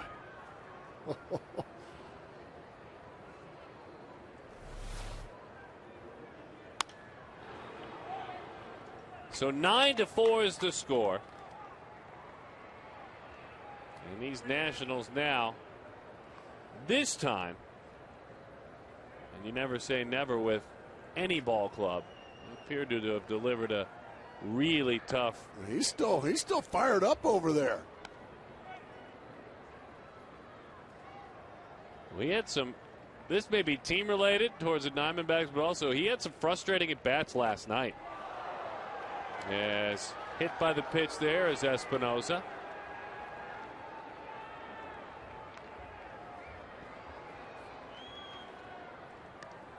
And nobody has been ejected. And this long inning continues.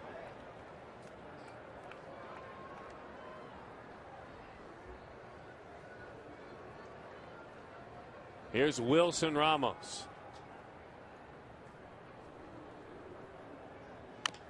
A little topper. Mora charges, gets it out of his glove, and throws in time for the out.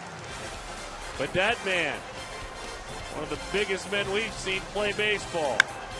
It's one of the hardest home runs we've seen in a long, long time.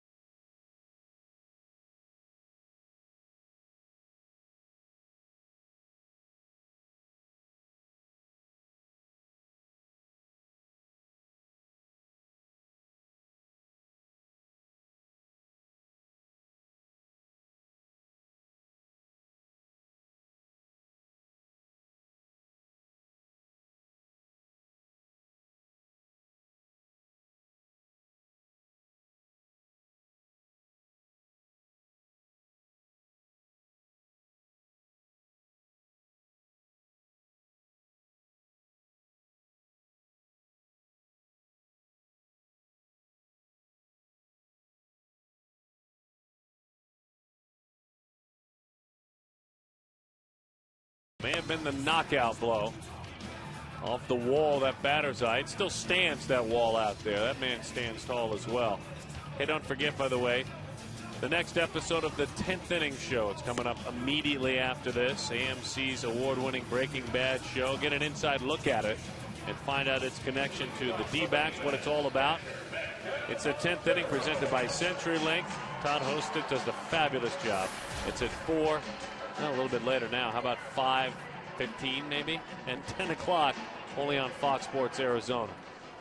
Henry Rodriguez throws really, really, really hard, by the way. So you folks are about to see an electric right arm for these Washington Nationals.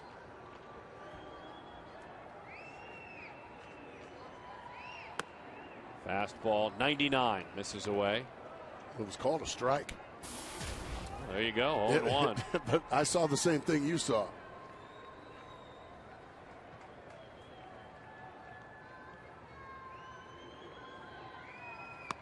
And that's a changeup at 89 miles an hour. Goodness. Tough day for Joe Pa. Hasn't had many of those. 5 earned runs. Just couldn't get that elusive third out. Ended up walking a run in, followed by a Mike Morse grand slam. A little nubber out towards short. Nice play out there at shortstop made by Ian Desmond. Miguel Montero is erased.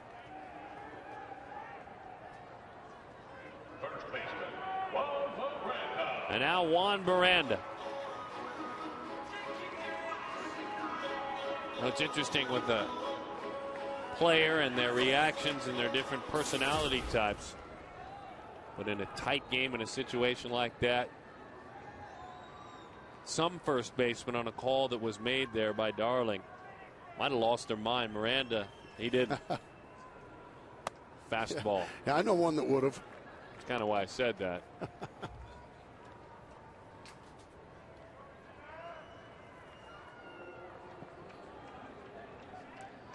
0-1 the count. Fastball, 99. He got to 100 the other night, folks. Hard throwing right-hander.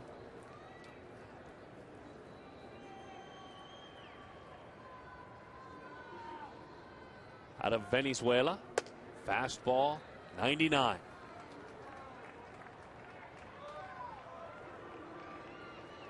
He was initially signed by the A's. He was picked up this winter in the Josh Willingham deal. So the A's sent him along with outfielder Colrib Brown as Josh Willingham went out to Oakland. Into the dirt it goes.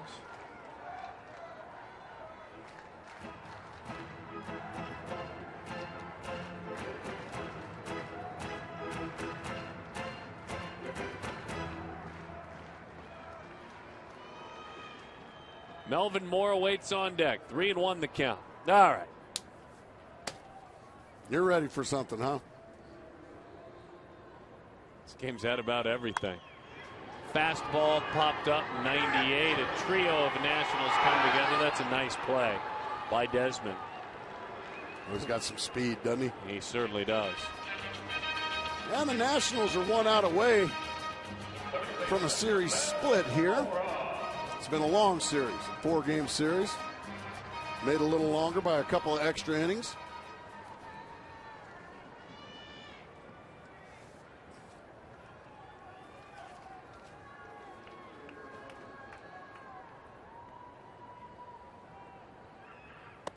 Fastball up and in, 96. Arizona looking to wrap up this homestand. Well, they're not looking to. They're hoping to win, but should it do it, it'll be a 4-3 homestand. A series win against Florida and a series 4-game split against the Washington Nationals. And you've got to think the gentleman from our nation's capital feeling pretty good about this one today. Well, they got it stolen from them and then just took it right back thanks to the hulking first baseman, Michael Morse. You see the standing. San Francisco defeated Colorado 2-1 earlier today, so Arizona goes back out on the road, 1/2 game back. Still winners of 18 of their last 23. They've got a challenge coming up in Pittsburgh and also in South Florida.